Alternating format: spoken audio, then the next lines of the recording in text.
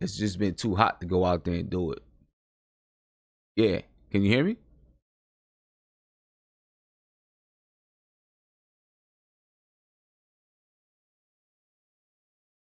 We can hear you, man.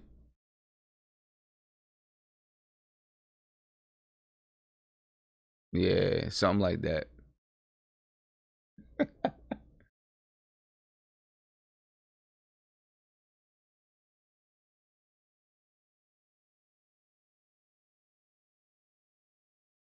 know what YouTube is doing, man. YouTube's been acting funny.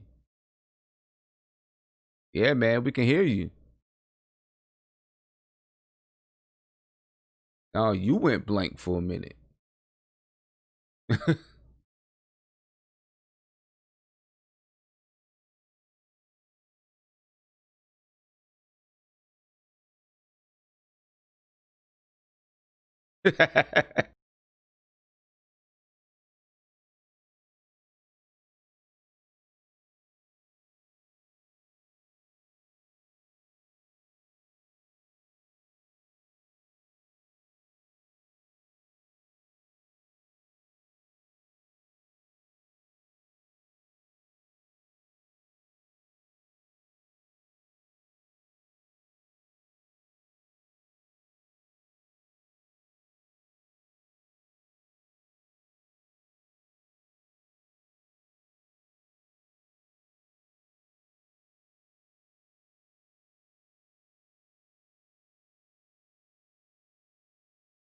Knicks family, what's poppin'? It's your boy. And I'm here with my man, Andy. And then we got Isaiah, who's on the road. So I don't know what his connection is going to be like. It's been dropping out already. The Verizon man can't get good connection. But anyway, that's besides the point.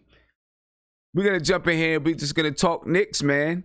You know, it's a live call-in show. So call in when, you feel like talking, you feel like saying something about the New York Knicks, make sure you call in. Live on YouTube, and I'm live on Sportscaster. I'm glad you guys are joining me here on a Sunday. And we're going to go ahead and get this thing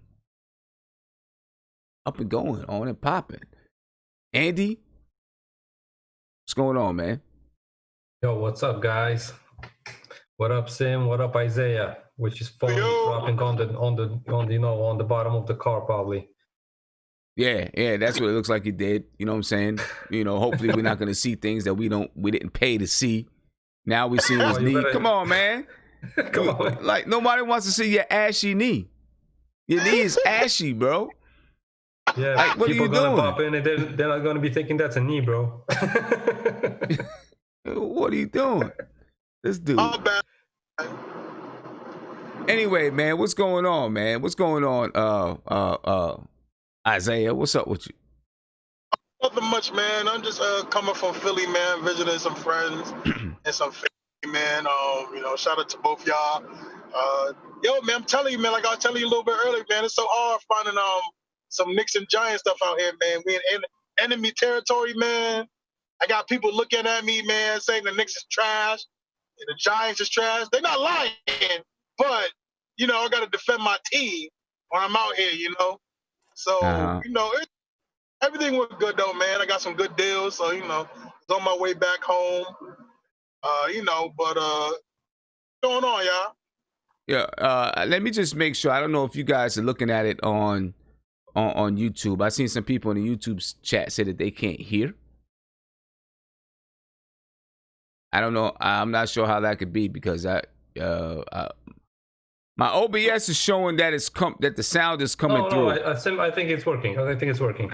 Okay, all right. I just wanted to be sure. I seen some people say no sound, so I just wanted to make sure that everything was good. I'm probably Isaiah's lag, so. I'm just checking it now. Anyway, man, nothing really going on with the New York Knicks. Not that much. A couple of things here and there. A report did come out. Yeah, it's working.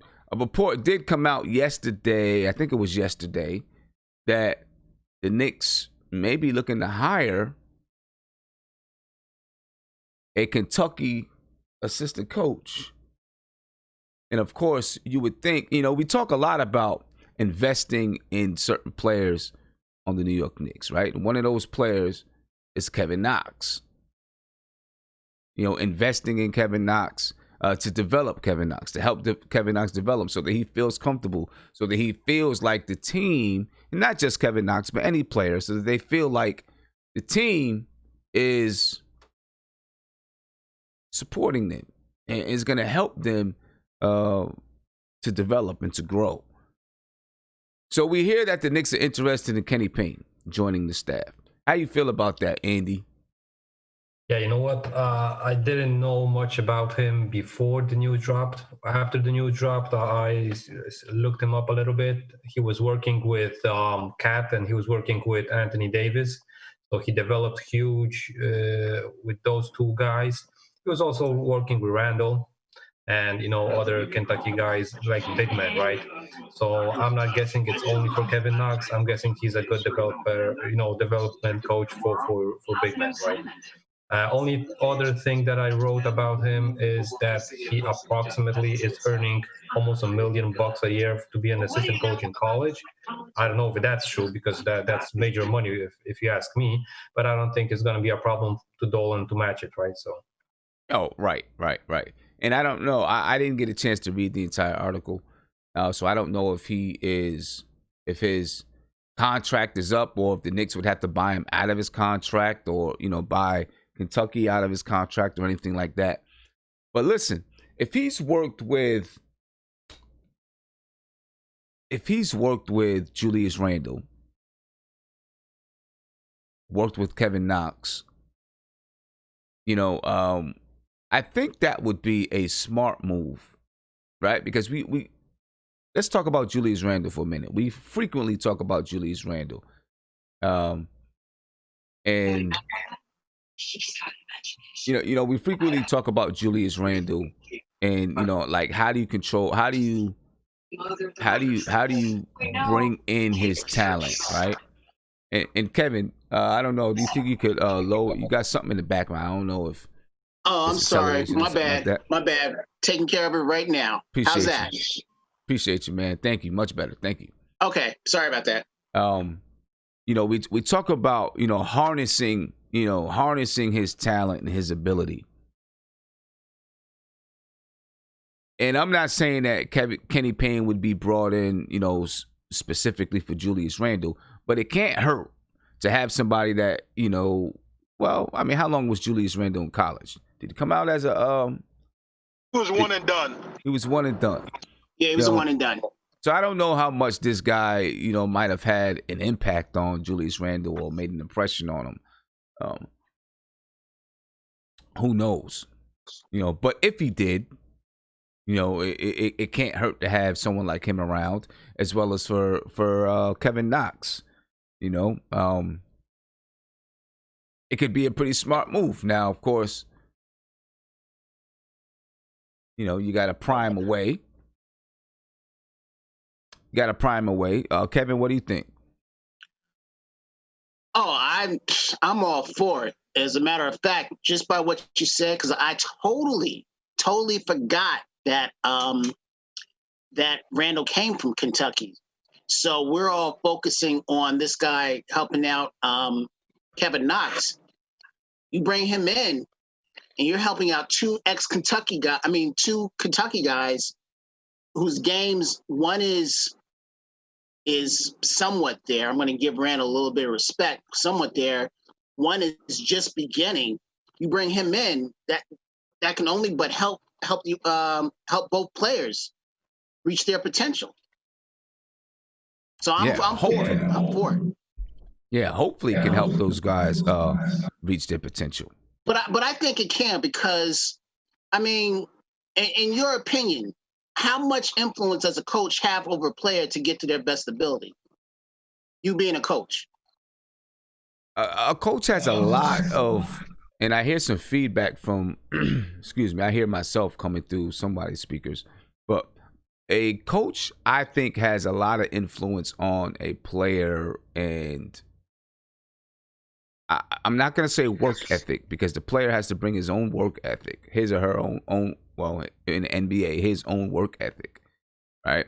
But the influence, you know, the ability to reach a player mentally and emotionally, you know, is what a coach really does.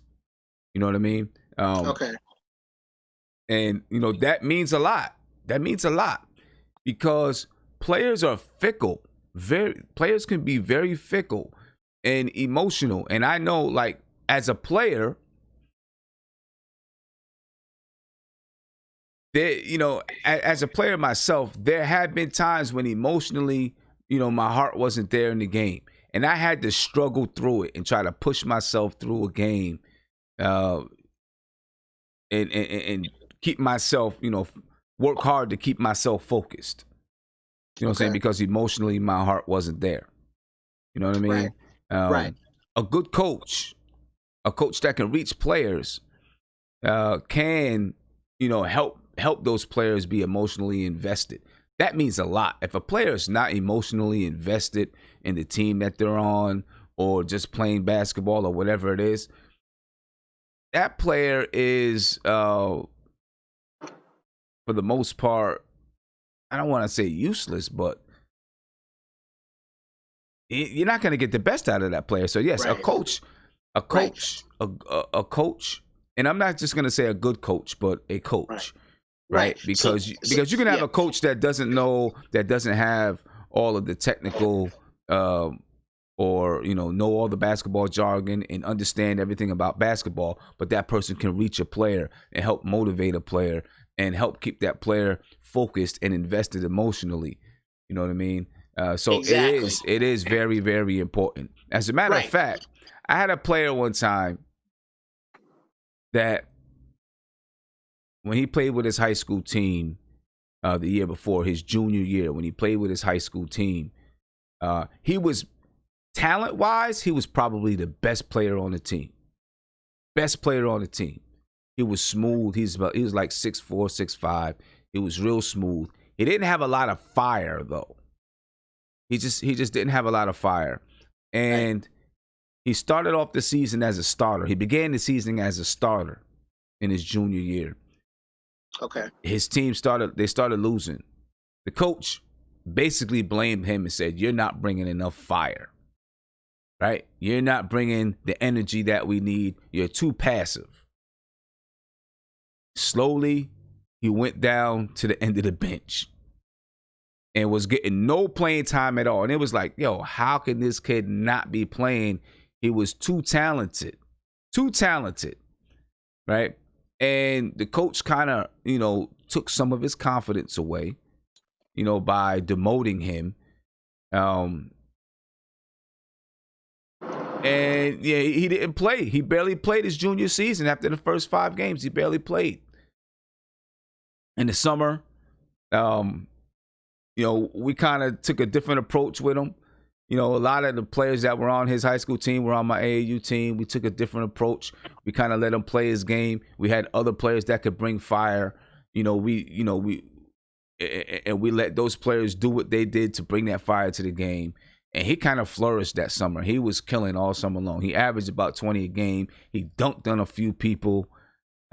He was killing it. And I just told him, look, play your game. Do what you do. He liked to shoot the ball from the corner. We found ways to get him the ball in the corner. I kept harping into him. Listen, you want to get some of that ferocity, go down the lane and try to dunk it. I don't care if you miss the dunk. Right? Go down the lane and try to dunk it on somebody. Put it on someone's head. You got it. And then finally we were in North Carolina at a tournament.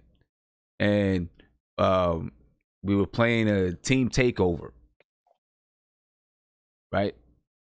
And the ball came off the rim and he came from the corner because, that was where he liked to, that's where he liked to get the shot, shoot the 3, came from the corner.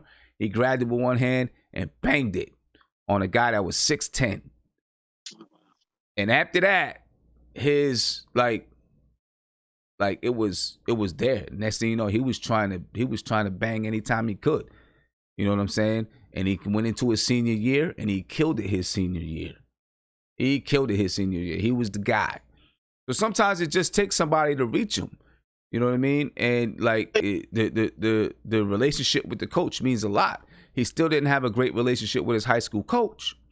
You know what I'm saying? But his high school coach couldn't keep him on the bench this year because, you know, there was something brought out in him. Now, after high school, he had all these schools looking for him, banging down his door. He didn't go play in college, so I don't know what he was doing. Hey, Sam. Yeah. You could tell everybody it was me. You could just tell everybody it was me. Right. You could tell everybody it was me. Is it right? They don't gotta be. See, Andy, I ain't scared to tell people it's me. It was me, man. It's okay. It was me, man. You know. Hey, I remember that day I banged on that dude. I think it was Jason. I'm gonna cut this guy off. I'm not sure what alternate universe he's living in right now, but you know. You know. Then he asked for knee pads. Yeah. Hey, Sam, so taking... Yeah, right. Then he asked for knee pads. So, Sam, taking exactly what you just said, right? Look at our situation, and I'm gonna focus in on Kevin Knox.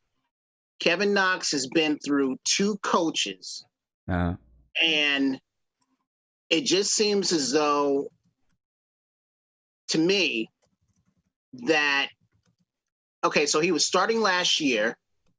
He was starting, and then this year, it's taken away from him by either Morris or Randall. So his confidence is probably shot right there. And then all of a sudden, Tisdale is gone after 11 games? How many games was it? Like 20 games. Oh, it was 20 games. Okay, I thought maybe it was 12. I don't know. 20 between 20 and 12, something like that. Right. I don't know. Okay, so he leaves, and Miller comes in, but Knox is still behind the 8 ball of these guys that are starting ahead of him, and he's not getting, you know, the playing time that he probably expected, or he thought he deserved. Same word and everything. But anyway, so I think that's a bruise to his confidence, his ego, whatever you want to call it. But you could see that, to me, sometimes he did look, you know, disinterested. So now you bring in Thibodeau, who I think is going to, you know, bring it out of him. I mean, let's face it. This is Kevin Knox's last shot for him, either to get that next contract or whatever. Because if he doesn't do it now, he's going to be out the league. But anyway, you got Thibodeau. And now you're going to bring in this guy that's probably familiar with him. I can't see nothing but, you know, I can't see nothing but that working out for him. And then with Randall, it's probably the same thing. So I guess what I'm getting at is we didn't have the stability at the head coach. Now it seems we do. So I'm interested to see what's going to happen as far as Knox's performance, and now I'm kind of warming up to Randall, you know, staying with the team unless they do trade him and everything. But and you know, I think that's Isaiah. I'm gonna mute Isaiah. Isaiah, you got like a terrible feedback going on with when I speak, man. But when I read the report, I initially wasn't thinking about Randall at all. I was only really thinking about Kevin Knox. Yeah. You know, they in bringing him in. I guess, you know, Randall was maybe a byproduct of that. You know what I'm saying? Mm-hmm. But it could, you know, we'll see. You know, we'll see if it's real or not. I don't know. Right. You know what I mean? We'll see if it's real or not. Yeah. But if it is, you know, when we talk about investing in our players, you know, whether or not people like Randall or not, and if he's going to be here for another year, if this is a guy that, you know, can help him, I mean, like, that's what you do. If you have players here, you know, whether or not he's going to stay, you know, and if you're building the type of culture that you want players to come play for your team, when a player is in your program or your organization, you do whatever you can do to help that player to grow as a player, as a person, as a man, so on and so forth, right? So that people know, hey, when you go to the New York Knicks, like you're gonna gain something of value, even if you don't stay there. You know, you'll become a better player. You'll learn something, so on and so forth. Like you want that, especially with the NBA getting younger and younger and younger. You know what I mean? You want to have that kind of reputation. You know, that players feel comfortable going to play with the New York Knicks because they know, you know, they're gonna come out of there with something of value, whichever way it goes down. Right. They're gonna come out with something of value. Absolutely. You know what I'm saying? Absolutely. And we haven't had that in so long. It's been, you know, for so long. It's been, you know, if you go to the New York Knicks, you're gonna go into a world of dysfunction. You're gonna end on a sour note. You know, there's gonna be negative media all over the place. You know, and so people are like, nah, I don't want to go there, man. That's just a dumpster fire waiting to happen. I'm not trying to mess with it. You know what I'm saying? And so, you know, hopefully, you know, doing some things like this, it maybe they just like his coaching acumen, but maybe doing some things like this, you know, helps to change that perception. I got a question before we jump to another topic. Yeah. Let's say we signed the Kentucky coach, right? Kenny Payne. Of course, media's going to ask questions for Knox and for Randall because they know the guy, right? What's going to happen if they get traded? What's that going to say about Randall and Knox?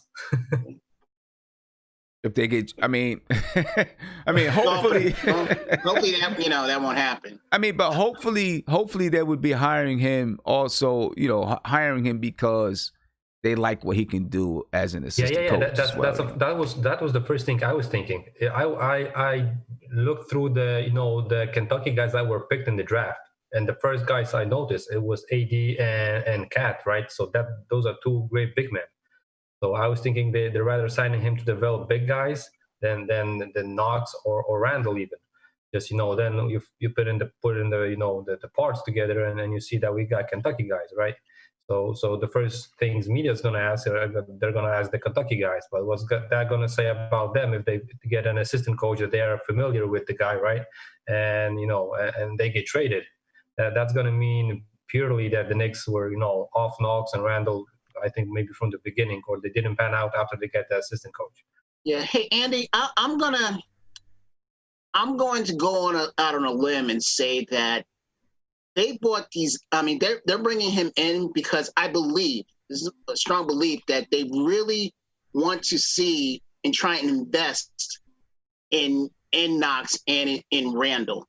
That they really want to see what they can really do, you know, with this. If they bring, I think they're totally invested in it. That's what I'm trying to say. That I think they're totally invested. That they want to try and make this work. That they just don't want to give these. I mean, if they do trade him, I'm hoping that they get something, you know, good for him. If that's going to happen. If not, I think they're bringing this guy in so that he can strictly work with Randall, with Knox, because that's the preference. It was really Knox because Knox is the was our pick, was our draft pick. So I think they want to invest in that and see what they can bring out. You know, bring out what we've been trying to see out of him. So, I believe so too, Kevin. But you know that I'm just thinking that this is not only an assistant coach, but this is a great escape rope. If we're gonna want to ditch Knox and Randall, that's gonna put all the blame on those guys not panning out because they're doing everything they can just to make them work. Right. We got you the assistant coach, right? You still didn't pan out, so that's gonna have the fan base on the organization side instead of the player side. Well, right. I think if you break down the two guys you guys just mentioned, what they're good at. You said big man, but when you look at AD and Cat, the reason why they're so good is because they have small man games to their arsenal, right? So AD can space the floor very well, very good mid-range shooter, can shoot the three. Cat can do so well. He has a back to the basket and a front to the basket game. So I think it's more so development.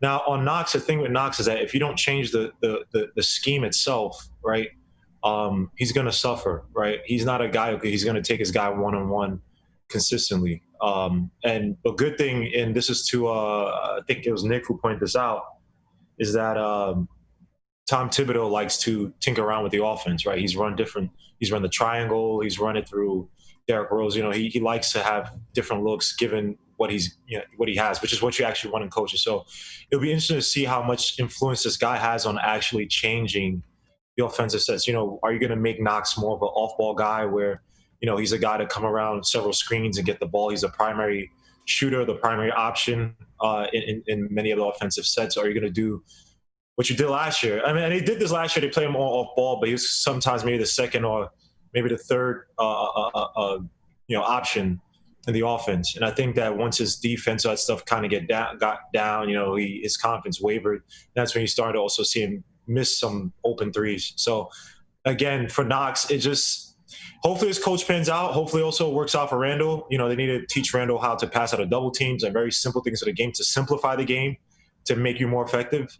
The only thing I'm scared with Knox is that we're putting all this energy, but I just hope is that we're not putting all this energy for a guy who tops out, who plateaus at a certain point, right? We could sit here and say, Knox might become a 24, 25-point player down the line. But, as we're drafting and bringing more people in, how much space can we give him? So, well, it's like you said, Gilmo. It's like you said. This is it. He's got to come out, game one, to show us that everything that you said. He's got to show that, or else. Who's this, Knox or the coach? Yeah, we're talking about Knox.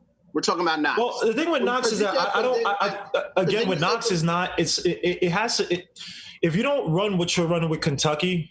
And think about Knox is 19 years old. If you're not running those things that give him the confidence, where it's like, hey, there's some familiarity with this, right? I feel comfortable, right? It's hard for me to say Knox has to come out the gate swinging. Now, the things that I want Knox to come out the gate swinging is focus on his man, awareness, just literally just grabbing the ball or rebounds, be able to play a good weak side defense. I mean, we saw, he did have the most blocks, whatever, or per minute, whatever. Build off of those things. I don't need Knox coming in shooting 40% from the three. I don't need Knox coming in scoring, averaging 20 points a game. He has to do the okay. I see what you're saying. Competent things that he's not a net negative, even when he's not scoring. You know what I mean? And people could kill me for this. I say this all the time. Frank Ntilikina, if he's not scoring, at the very least, he's going to give you good defense. Absolutely. Scoring. And that's what Knox needs to come in and do. Come in and give me good defense. Because you know why? A lot of times when you get these steals, a lot of times you get these turnovers, you're gonna be able to get 5-7 points easily off of fast breaks. And from there, you're gonna get your confidence. Now, I'm feeling myself a little bit. I'm shutting down my guy. All right, I got this open three. I'll give you 2 for 5 from the 3-point line. I'll give you 3 for 6 or whatever coming in. You know what I mean? That's how you build up a young kid's confidence if you're not going to give the offense to him. So I hope this guy, and I hope Thibodeau's listening to this guy they're bringing in. It seems like Thibodeau's opening ears. So, no, not to the show. I'm saying Thibodeau's listening to the guy they hired. You know what I mean? What? Listen, I think what this does show is it kind of establishes, the positioning, right? Who's going to be playing what position? If we know that we got this guy from Kentucky that's getting ready to come in and, potentially be an assistant coach, we know that he's at least going to be playing, Knox is at least going to be playing the same position he was playing in college, and assuming that we're putting all this work into the youth like everyone would like to think we are, that lets you know that, Knox isn't coming off the bench at the 3 for RJ. So that means RJ's playing the 2, Knox is playing the 3, and Randall's probably starting at the 4, right? So assuming that those are the way they're going to start the position, assuming that's how the roster is going to be looking. Oh, say that over. Who'd you say where? No, what I'm saying is if we get this assistant coach right from Kentucky, and we know that we're going to put a lot of stock, into the Kentucky players, i.e., Randall and Knox. A lot of the people that's been arguing and advocating, such as myself, for Knox to really be playing the 4 because he still has a frame to build into. We know that's not going to happen. That's not going to happen. Knox is going to be playing the 3. He played the 3 in college. RJ is going to be playing the 2 because he's played the 2 all season. And Randall is not going to play the 5. He's going to be running the 4. So at least you kind of know where you're not your starting lineup, but at least where we sit at on a positional side. Okay. Do we have to be stuck to that? Because I'm sorry. Yeah. RJ has to play the 3. Knox has to play the 4 because it's too slow. You could play a smaller lineup with Randall at the 5. And I actually think Randall playing at the 5 if they can get him to be more Jokic, where when you get the ball, you draw the double teams and pass out, being a passer maestro type of player, and allow and also even though he's not a great 3-point shooter, he has that little touch from the foul line, the little mid range. You bring out your center, so I don't think that we have to be bogged down positionally because again, our best lineup. Okay. Of course, I'm forgetting Mitch Robinson. Thank you. I'm glad you. So let me pause you there because it's like, are you going to put who's going to start? Right? Are you going to put your rising star Mitchell Robinson to start at the 5 with 74% field goals that he just broke a record? Are you going to put that guy on the bench, or are you going to start? Who are you going to start? Are you going to start 20 mil a year, or are you going to start Mitchell Robinson, right? But does Kevin Knox have to start? Does Kevin Knox have to start? I don't think because this guy, if he's playing in 3, I don't know if he has to start. So RJ could still play that 2 spot. I mean 3 spot. If you have Again, I'm an advocate for that, Sim. I'm an advocate for Kevin Knox coming off the bench after 4 for Julius Randle. Yeah. Right. I'm a huge advocate for that because if you look at what Kevin Knox did. Not much on the defensive end, but, he was second in blocks on this team behind Mitchell Robinson. And he was coming off the bench at the 3. And Morris was Morris was starting and Randall was starting at the 4. You know what I mean? So it was a matter of Knox is a positional guy. Knox should be in the paint with his length. That's where he was, quote unquote, successful at. Unless Tom Thibodeau was going to magically Knox was successful. I'm sorry. Knox was successful in the paint. No, Knox defense. I'm sorry. Knox defense was successful in the paint. And we're using successful being all relative to Mitchell Robinson being a number 1 blocking defense, for our team. And then right behind him was Kevin Knox. Not saying that Kevin Knox's defense is amazing in the paint. I'm simply saying that when we utilized him best defensively, it was when he was in the paint. He was coming off the bench at the 3, but he got the majority of his defensive efficiency was inside of the paint. So that's why I say, positionally, he should be coming off the bench at the 4 because he's not going to be chasing these guards and these wings around. He can at least be stuck in the paint waiting for these guys to be drawn in. Right. But that Knox would have to be the main guy coming off the bench because I'm sorry, just watching Knox. And yes, he's a young kid. He's not that type of guy. You have to make him, the focal point of your second unit.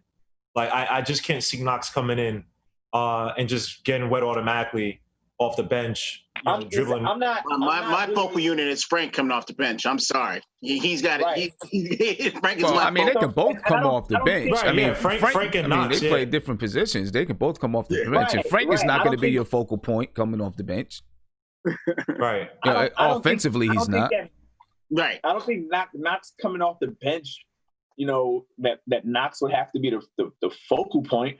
I mean, one, we don't even know what the makeup of his team is going to look like come December. But assuming that we're getting this assistant coach, then you at least know that Knox and Randall are staying, right? I don't see the sense that it would make to put in a trade for these guys if you get ready to hire this Kentucky guy, right? Mm-hmm. So if the intent, like we are saying, is for RJ to be at the 3.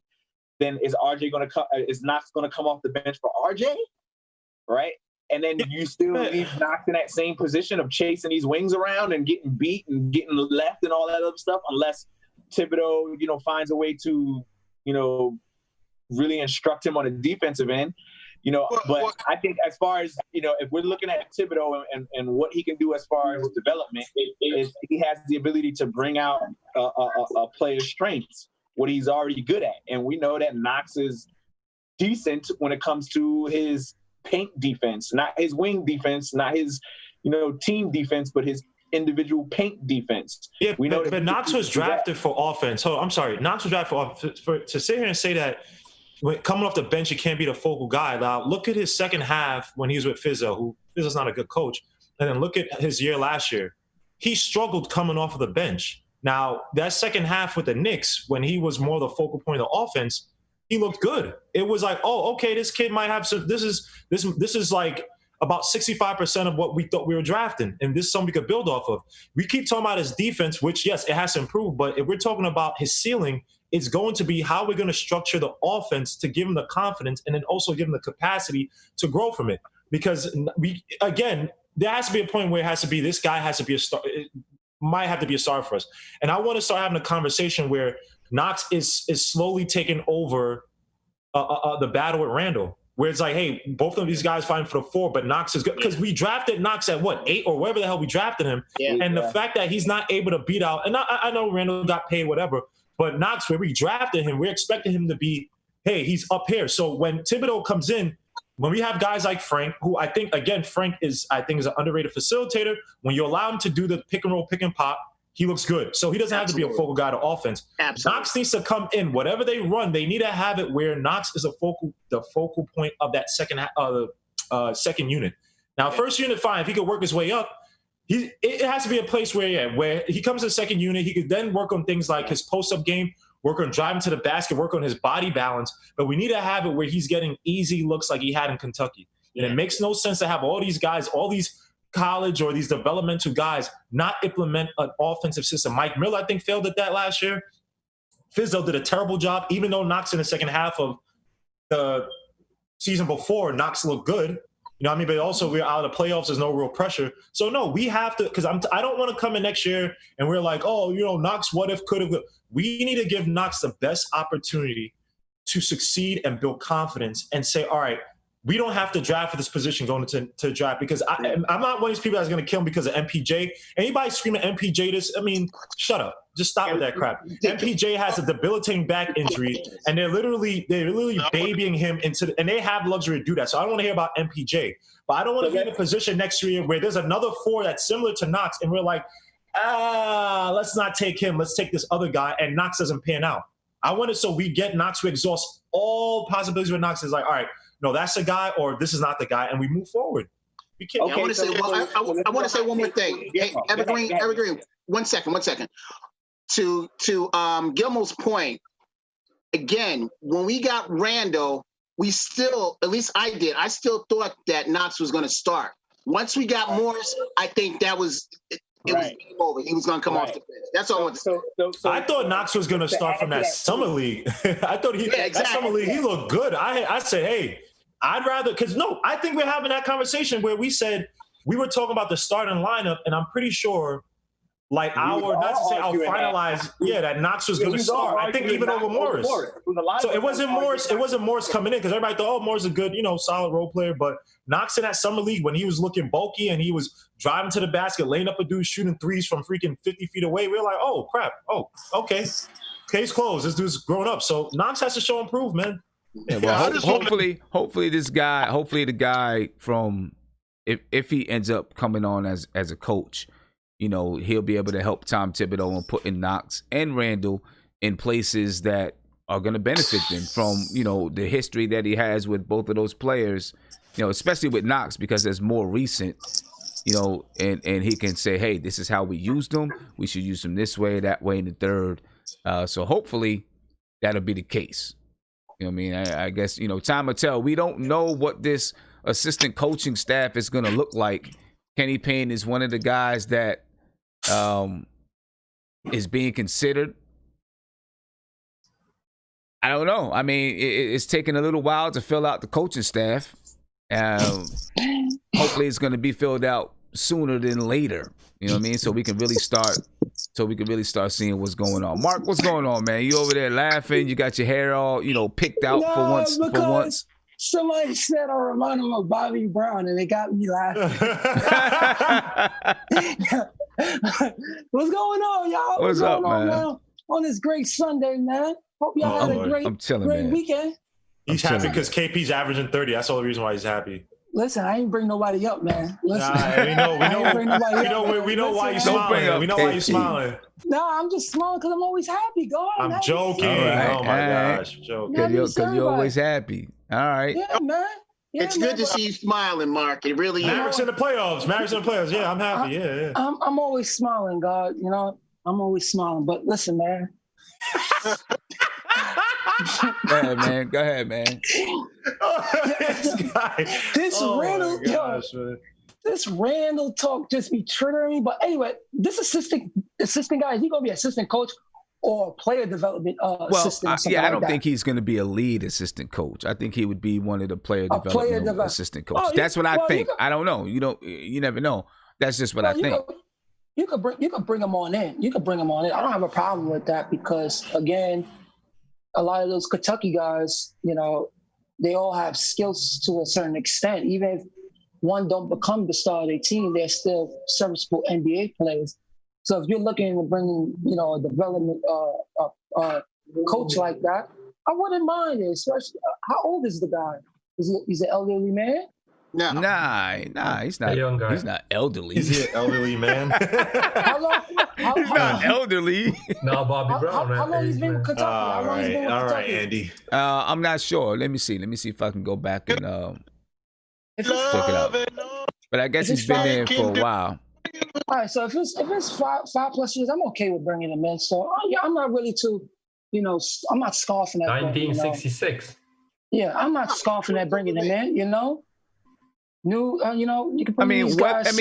Whether or not when you talk about Randall, whether or not Randall ends up he ends up working out or he gets traded, you know what I'm saying? From the Knicks standpoint, if you bring in a guy, who if they're bringing him in, for one of three reasons or three of three reasons, right? Because they like him as an assistant coach, no matter who he's working with, or they want him to really be there to support Kevin Knox and Julius Randle. You know what I'm saying? And even if you end up moving those guys, as long as you like him as an assistant coach, you can say, listen, we did what we can do to help these guys reach their potential with this team. Well, and obviously this team has got we didn't have no player development coach in the past years. Us finding that out. So we need a player development coach because guys had to come here and develop themselves. If that was guys would have to come here and develop themselves because we didn't have no type of player assistant coach. So bring someone in. Because I thought throughout this whole time we had one with the organization, but we didn't. So I guess we thought we did, but we seen the way Dennis Smith Jr. came back shooting. Yeah. We seen the way Dennis Smith Jr. came back shooting after he worked with our shooting coach. Damn, keep smart, man. Wherever he goes, he tears down players, man. He did that to Tyreek Evans. He went from being a point guard to a small forward, and that boy's out the league now. And he was so promising coming out of college, and he just became the rookie of the year, I think. Because they changed him to a two guard. They changed him to a two guard. They changed him to a small forward. No, they didn't. They changed him to a two guard, bro. I've watched so many stupid videos of Tyreek Evans. It was to a two guard, and that messed him up because he couldn't use his speed and size. He's not even big enough to even. But why wouldn't you want him to handle the ball? Because he was able to use. Oh no, I agree. No, it was stupid. But was that Keith Smart or the coach? Wait, Keith Smart was the coach of the Kings? Keith Smart. He was the coach of the Kings. Oh, he was the coach of the Kings. Yes, he was. Yeah. Oh, wow. He left Golden State. He left from Golden State to Sacramento. And then he went to the Heat, and now he came to the Knicks, and now he's. I hope he don't. I hope he don't get another coach of that because he's horrible. He hurt Dennis Smith because he didn't shoot like that. I guess if David Fizdale gets another job, Keith Smart might go with him. But that's happening. What do you guys think about the bubble games, man? They're more competitive than I thought, and like I said, it didn't even bother me. Like, wait, what? No, the game's been more competitive. No, stop that. I just want to know one thing. Did y'all watch that? Did y'all watch that Rockets versus Rockets versus Mavericks where it was 78, like 80 something by halftime? Yeah, Mavericks defense is trash. So come on, man. It ain't. I'm not trying to say they're not good. There are some good games. It's not that different. These games ain't that intense like that. Who is TJ Warren? That's what I want to know. Hey, TJ Warren he was hooping during the season as well, man. Yeah, he's always like that. This is not a surprise from TJ Warren. As a matter of fact, I think he cooked the Knicks. He did. This is not a surprise, but the Suns gave it. You know what he said? Because everybody don't have nothing to do and people actually watching the games, actually watching really play. Because he plays in Indiana. Who watches Indiana Pacers game? But now you're forced to watch all games. Yo, but do you guys know that the Suns gave out to TJ Warren to Indiana for cash considerations only? Oh, Yep. Well, didn't it? No. I thought you got trade cash considerations. Yeah, I think. That's all they gave him up for. Hold up, wait. I thought he was traded during the draft, right? No, No, he did. He did for cap space. Yeah. Yeah. And that's when they went for Kelly Oubre and Ricky Rubio. Oh wow, yeah, you're right. Yeah. You're right. Oh So they crap. got 2 for 1. Oh yeah, he called his. And plus, he wouldn't have been doing that if he was playing with Booker. It's good for him that he went to Indiana and he's in the role that he is now. Well, he more than a road. That man is. Yeah, but he ain't becoming no star. He's gonna be a decent rotation player. He's a good player. It also helps because, you don't have to have as much pressure on like Oladipo and that stuff. Yeah, he's not that. Splash and shoot, he's not that type of player. No, but I'm saying that because Oladipo, unfortunately, guy's kind of breaking down. I mean, he's getting injured more. Unfortunately, he's still a dynamic player, but you need a guy. He's kind of playing that role, but I mean, yeah, he's excellent for that team. Now to say you wouldn't do that for the Suns. I don't know, man.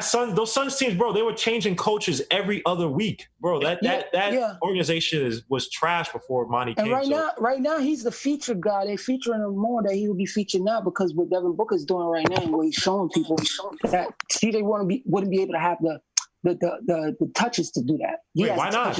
Because why not? What? If you had Rubio, TJ Warren, and Booker instead of Oubre. You telling me that TJ wouldn't still be able to get the touches because Booker's gonna draw the double teams. You're gonna have a wing player who's gonna be able to exploit. I mean, look at Kelly Oubre.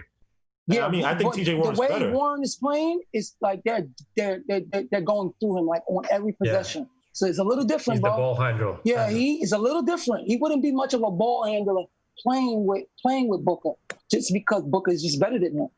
So his touches would have been very low compared to now. And then remember, they playing with Aiden, and Aiden's getting 10+ touches. So, there's a dynamic there. They're undefeated. They're undefeated, aren't they? Yeah. 5-0. But the defense is there. But the defense is there. When you watch them, it's defense. It's not even their offense. It's the defense that they're playing. And Monty been good everywhere he's been. So that didn't surprise me. It's just he's a good coach. Did he get fired from New Orleans? Nah, he left. He left. Okay. Yeah, because his wife and stuff. He went through an incident and stuff like that. So. Hey, let me get to Isaiah real quick. He's got his hand raised, like a good student. Isaiah, you gotta unmute yourself though, man. He's gonna talk about nothing for 5 minutes. Watch. He chopped up. He chopped up work right now. I don't even know what he's doing. Everybody take a break for 5 minutes. What you saying, Andy? Now? Oh, go ahead, Isaiah. Go ahead, Isaiah.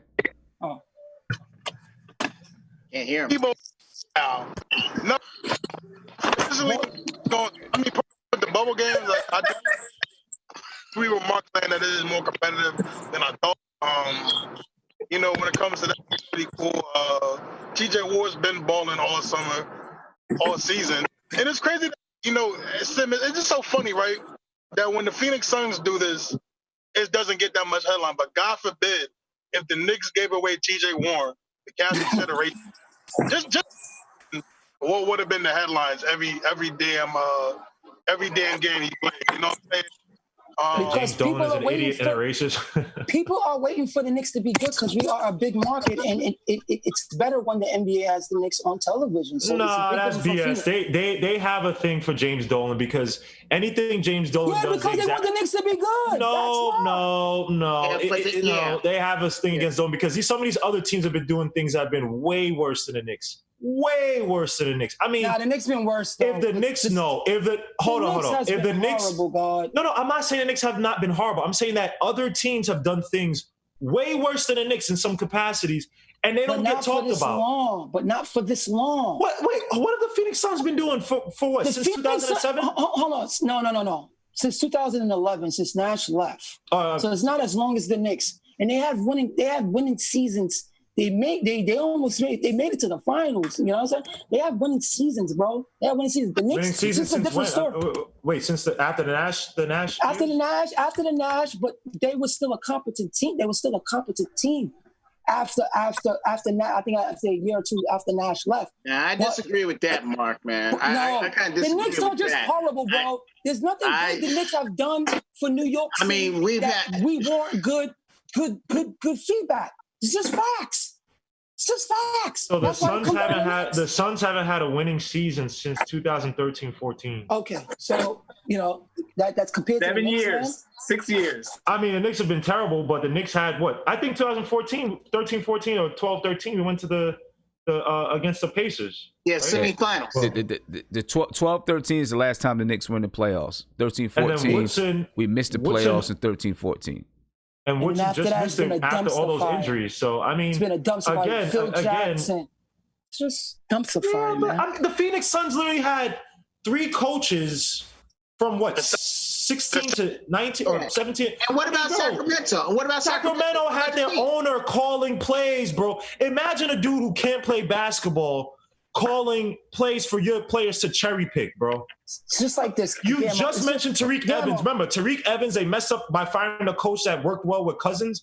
I mean, the Kings have they've been lucky to get guys like De'Aaron Fox, Cousins, and even Tariq Evans, if you want, to call that. They gave that dude, they gave a Buddy Hield $80 million, $85 million. He don't even play, or they don't even want to play the dude. I mean, there are a lot of other teams that have been doing some. Charlotte. Michael Jordan. If you took Michael Jordan's career and like flipped it and then made that into a coach or into a GM, that's what he is. But He's one of the worst GMs. I mean, but look, it's always going to. It's going to be the Knicks because the NBA wants the Knicks to be good, right? They want them to be good because it is a great thing to see the Knicks on television or even to be in that building and winning games or a winning culture. But it's also, but Mark, it's also just people want to joke on the Knicks. They want to laugh at the Knicks. It's funny to laugh at the Knicks.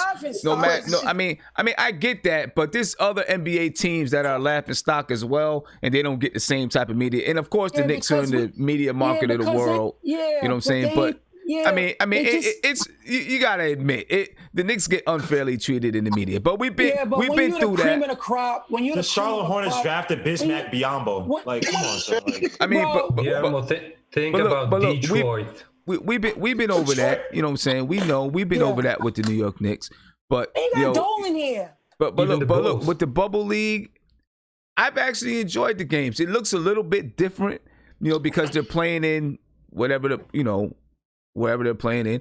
But I've enjoyed the games. They had to make some adjustments so that they can make the sound a little bit more real than like before. Like the first few games that I watched, you could really hear the players on the court. You barely heard any crowd sound. Now they got like the murmur of the crowd. It's a little bit more effective, the murmur of the crowd. It still is kind of weird. That, though? Don't you? I like it when you hear plays being called out and people telling people where to be. Like, I like it. I mean, but they can't really do it because players curse and all that kind of stuff. So they gotta cover that up. Censorship. But like they don't have the thing that's really missing though is like the team that is the home team. If they hit a big bucket, you don't hear the crowd roar. You just still hear the murmur of the crowd. You know what I'm saying? Which is a little crazy. Go ahead, Andy. Yo, Sim, I know why you're enjoying this bubble league, man. And I was going to say this before when we were on the bubble topic. I read the best tweet since the bubble league started is that I don't remember who wrote it, but it said like the Knicks fan didn't know that Melo can shoot in a free gym. In a free gym. So I was like, that was such a badge on him. Like we didn't know he can shoot in a closed gym. Look. That was crazy, man. Oh my gosh! When he hit that shot, I'm pretty sure Sim was just. Listen, they're gonna find ways to, they're gonna find ways to come at the Knicks, man. No one's hating on Melo. It was a nice shot. It was a good shot. When Melo hit the shot, I was like, yeah, Melo, that's right. I was, yeah, Melo. You see people, Melo coming back to the Knicks, like, yeah, Melo, what? Oh my God! Show your worth, boy. Show your worth. You think the Blazers gonna make the playoffs? Nah, Damian Lillard ruined it yesterday. He ruined it. He ruined it by missing those 2 free throws, and he should have let CJ take the shot because he was more hot than him.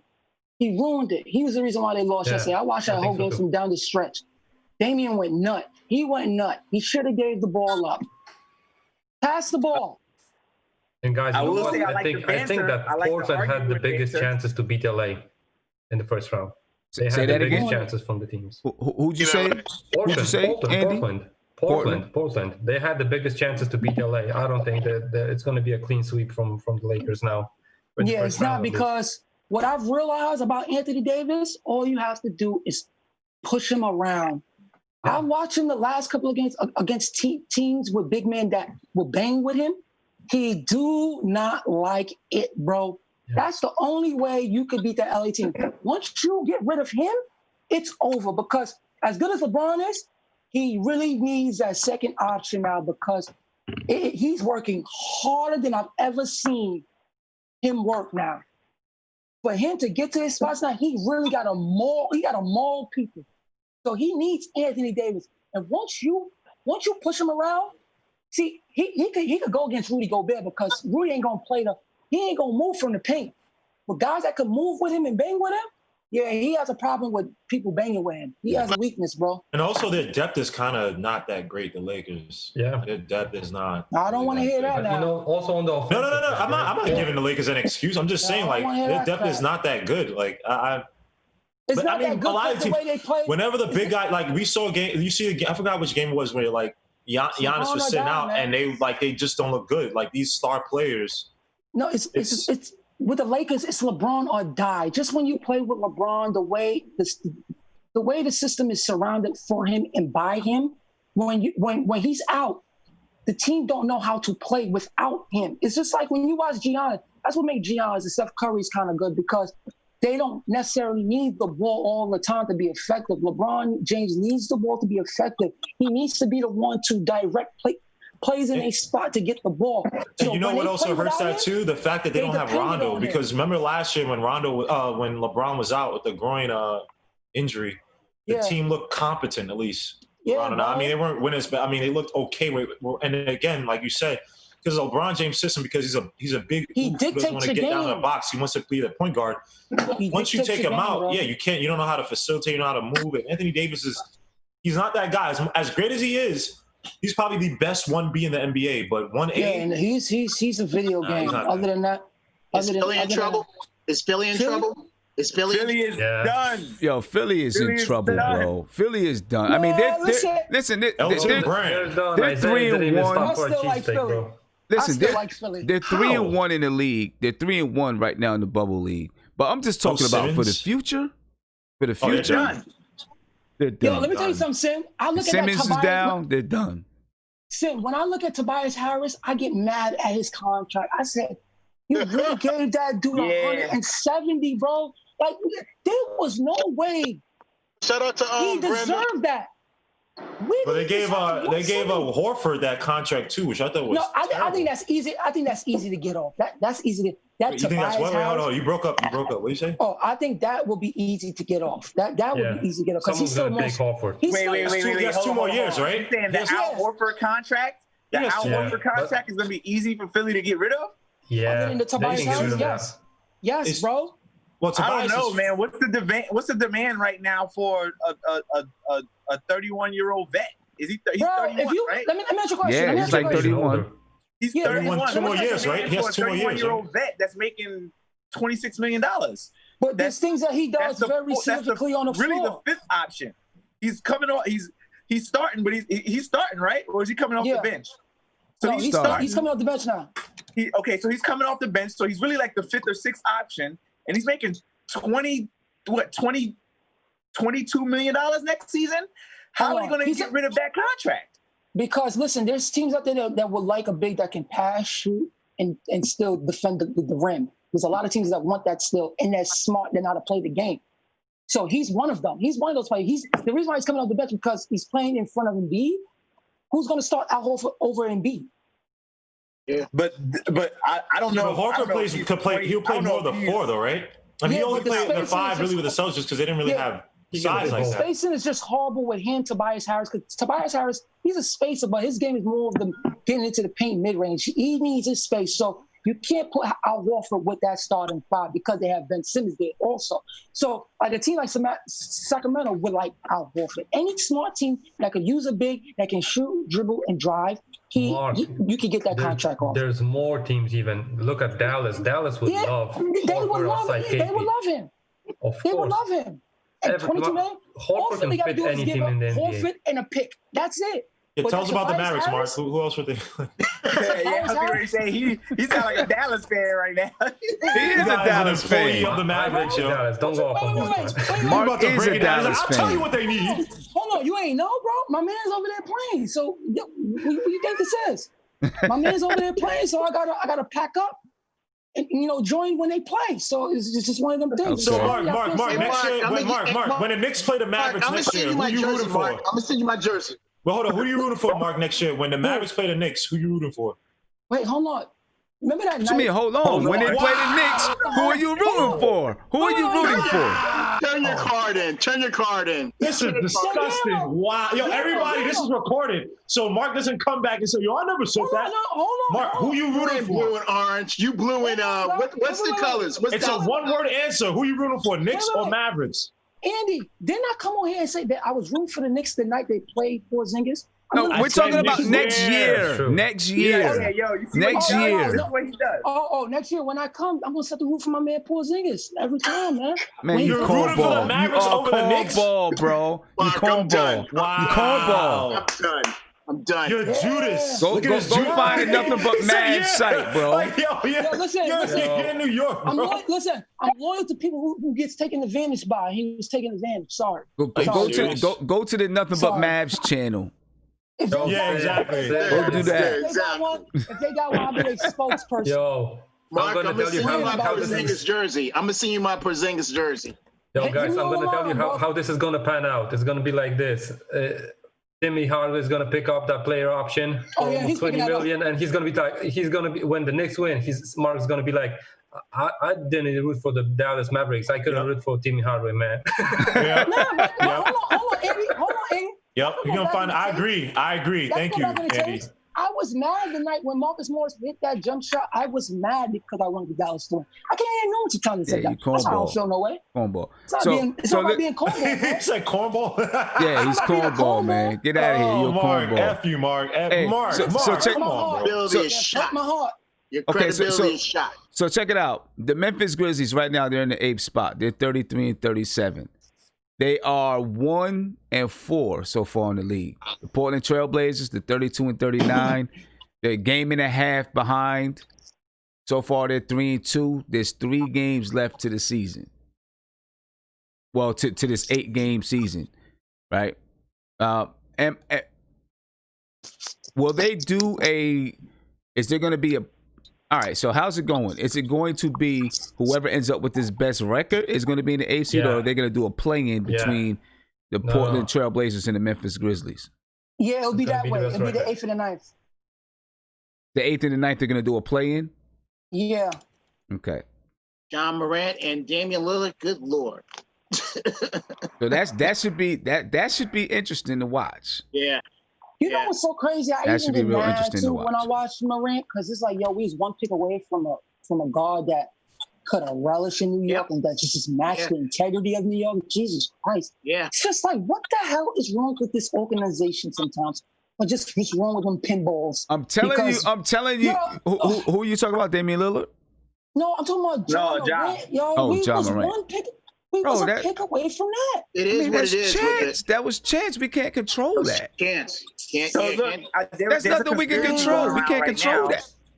I'm just talking about the black cat that runs around this organization, man. That black cat, man. So there's a conspiracy going around right now that shows that since Elfrid Payton cut his hair, every team that he's been with, has gotten the top 3 pick. And then the other conspiracy is all the teams that Julius Randle was on, i.e. the Lakers and the Pelicans, they got number 2 picks. So let's go back and you look at the Lakers getting that number 2 pick.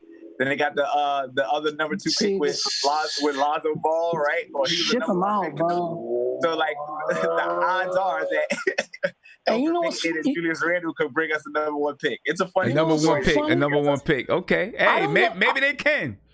Maybe them two gonna bring us the number one pick. I'm Maybe happy with RJ. So. You know what, Sim? I don't even want the number one pick. I want the number 2 or 3 pick this year. I don't want the What is number wrong one with pick. you? What is wrong with you, He bro? just trying to I say want the number 2 pick. Well, hold up. He's I a want the number Mavericks 2 fan, pick. so I want the he's number 2 against us pick. anyway. Why? No, Why? I want the number Why?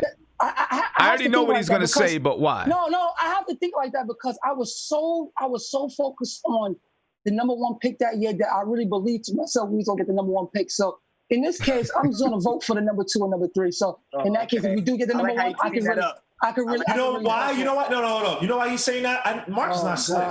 Mark is saying this because you know why? If we get the number 1 pick, we would have to pick Anthony Edwards, but in his heart of hearts, he wants LaMelo. Exactly. So if you get the number 2, that's what it is. you say, well, we couldn't get Anthony Edwards, so we get LaMelo. Exactly. That's exactly what it is. That's exactly what it is. I'm torn between those two because I would take Anthony Edwards before him because I think he's more polished and more ready for the A. But with LaMelo, he has a lot of things that you have to worry about to an extent. But I would rather take Anthony Edwards because he's more of a package. So, Mark, if you were on the podium, if you were representing the Knicks on the podium, you would be crossing your fingers for the number 2 pick just so that you don't have the pressure of turning down or not drafting Anthony Edwards. I don't want a GM like that. Yeah,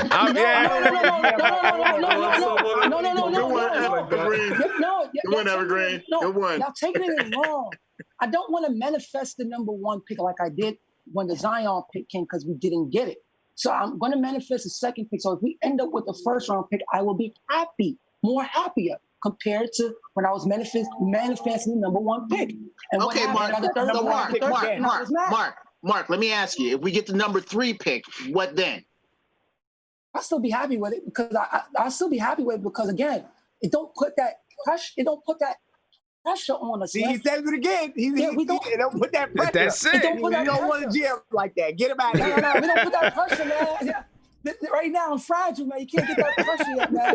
I got pressure, man. Nah, man. And the Knicks fans know how I'm feeling, man. The way we talked about that number 1 pick that year, Jesus Christ, man.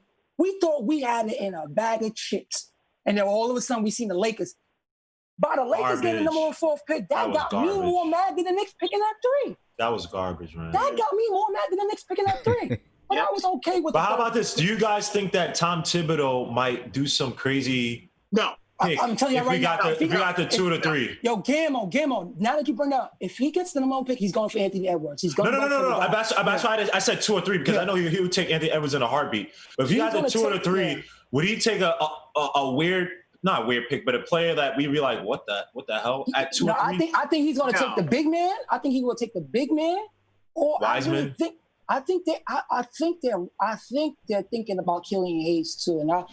And when you watch that kid, Sim, oh my God, Killian Hayes. Oh hell yeah! He's going to be a talent if you take time with him because he's smart.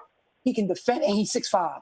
So Mark. It's over 6'5". So Mark, again, if we get the 3rd pick, you would pick Killian Hayes, correct? No, I will go for the big man. Don't be mad if we get a Killian Hayes. I hope y'all Knicks fans are not impatient like you gotta take we were with Frank. Hold on, because he runs that pick and roll Killian Hayes runs that, and you have to run that to give the confidence. He's not a guy who's going to sit there and cross you up, take you. He's not a Kara Lewis type of player, right? He's not going to sit there and give you a 15 on a bad day just from nowhere because he has that ability. He got intangibles. But hey, they said Frank had intangibles, and look how people want to kill him. Right, absolutely. And Frank exhibited probably. I'm not going to say Killian Hayes wouldn't do it, but I would say Frank exhibited at least more to be like, all right, give him some leeway and time to develop than probably some other players, and we still kill Frank. That was a best defender against a pick and roll. With KP, he had a great pick and pop, pick and roll game, and no one gave him credit for that. Killian Hayes is not a guy who's going to come in and shoot 38% from the three. He's not a guy who's going to kill with his mid-range. He needs a pick and roll to be effective. So I just hope the hype train, when we talk about Killian Hayes, if y'all talk about patience, let's be patient if we go with a Killian Hayes. Because a Kara Lewis, to me, will come in and give you – he'll be the type of guy, he'll average an 18 years off the back, and then you can work on your facilitation with them later. Killian Hayes, it might have that same, you got to work on his offensive skills just like you have to do with Frank. Where's he forecast to be picked? Where's Carrion Lewis forecast to be picked? I think Lewis was like six. No, well, you know what? I'm not going to argue with Mark because I've seen so many stupid drafts where they had. I saw one of Killian Hayes at 15. I saw like guys like Obi Toppin, Okoro. I saw Okoro in like the top five. He. No. I'm telling you right now. He is a top 5 talent because defensively, he's on another world, bro. You have to watch that big man. I think he played for was it LSU? No, not LSU. Forgot what college he played for. But that forward, he is a defensive player of right now. He's a top 5 talent. I ain't gonna hold you. I'm not gonna hold you. Hey, Mark. I don't think he played for LSU. I don't think he played for LSU. Mark, I agree with you about Tom Thibodeau and Weisman. Right? Yeah, because he's gonna take him. When you look at the history of the type of big men that Tom Thibodeau's always had, it's big guys that can shoot the little mid range, can pass from that elbow area and do those type of things, can post up a little bit. Mitchell Robinson doesn't act. But listen, Mitchell Robinson doesn't exactly have those skill sets right now. You know what I'm saying? I could see. What would that mean for Mitchell Robinson? I don't know, but I could see Tom Thibodeau saying, I kind of like a big man like that. No, Sim, not even that. I tell people, when you watch Weisman, when he's on the floor, he's an automatic magnet. He covers so much. Like he needs a double team every time he gets the ball because he's going to get the ball. He has great hands. When he gets the ball, he's going straight up. But he commands a double team so well, he could run the floor. Like he's a hybrid Embiid right now. He can run the floor, man. Stop, bro. Wiseman's biggest issues, if you read the scouting report, is that one, his jump shot is not consistent, right? Another thing is that he takes it. Hold up. So he takes them, but even sometimes the selection. So one thing about Wiseman is that when he has a capable defender on him, sometimes when he doesn't get the first move on him, he gets flustered and sometimes throws like these ill-advised terrible shots instead of passing it back out, resetting the offense. There's a lot of flaws about Wiseman's game, and I think that because he didn't play a lot of games, people are like, Wiseman is. Go to any YouTube video, any scouting video, and you'll see the issues with Weisman.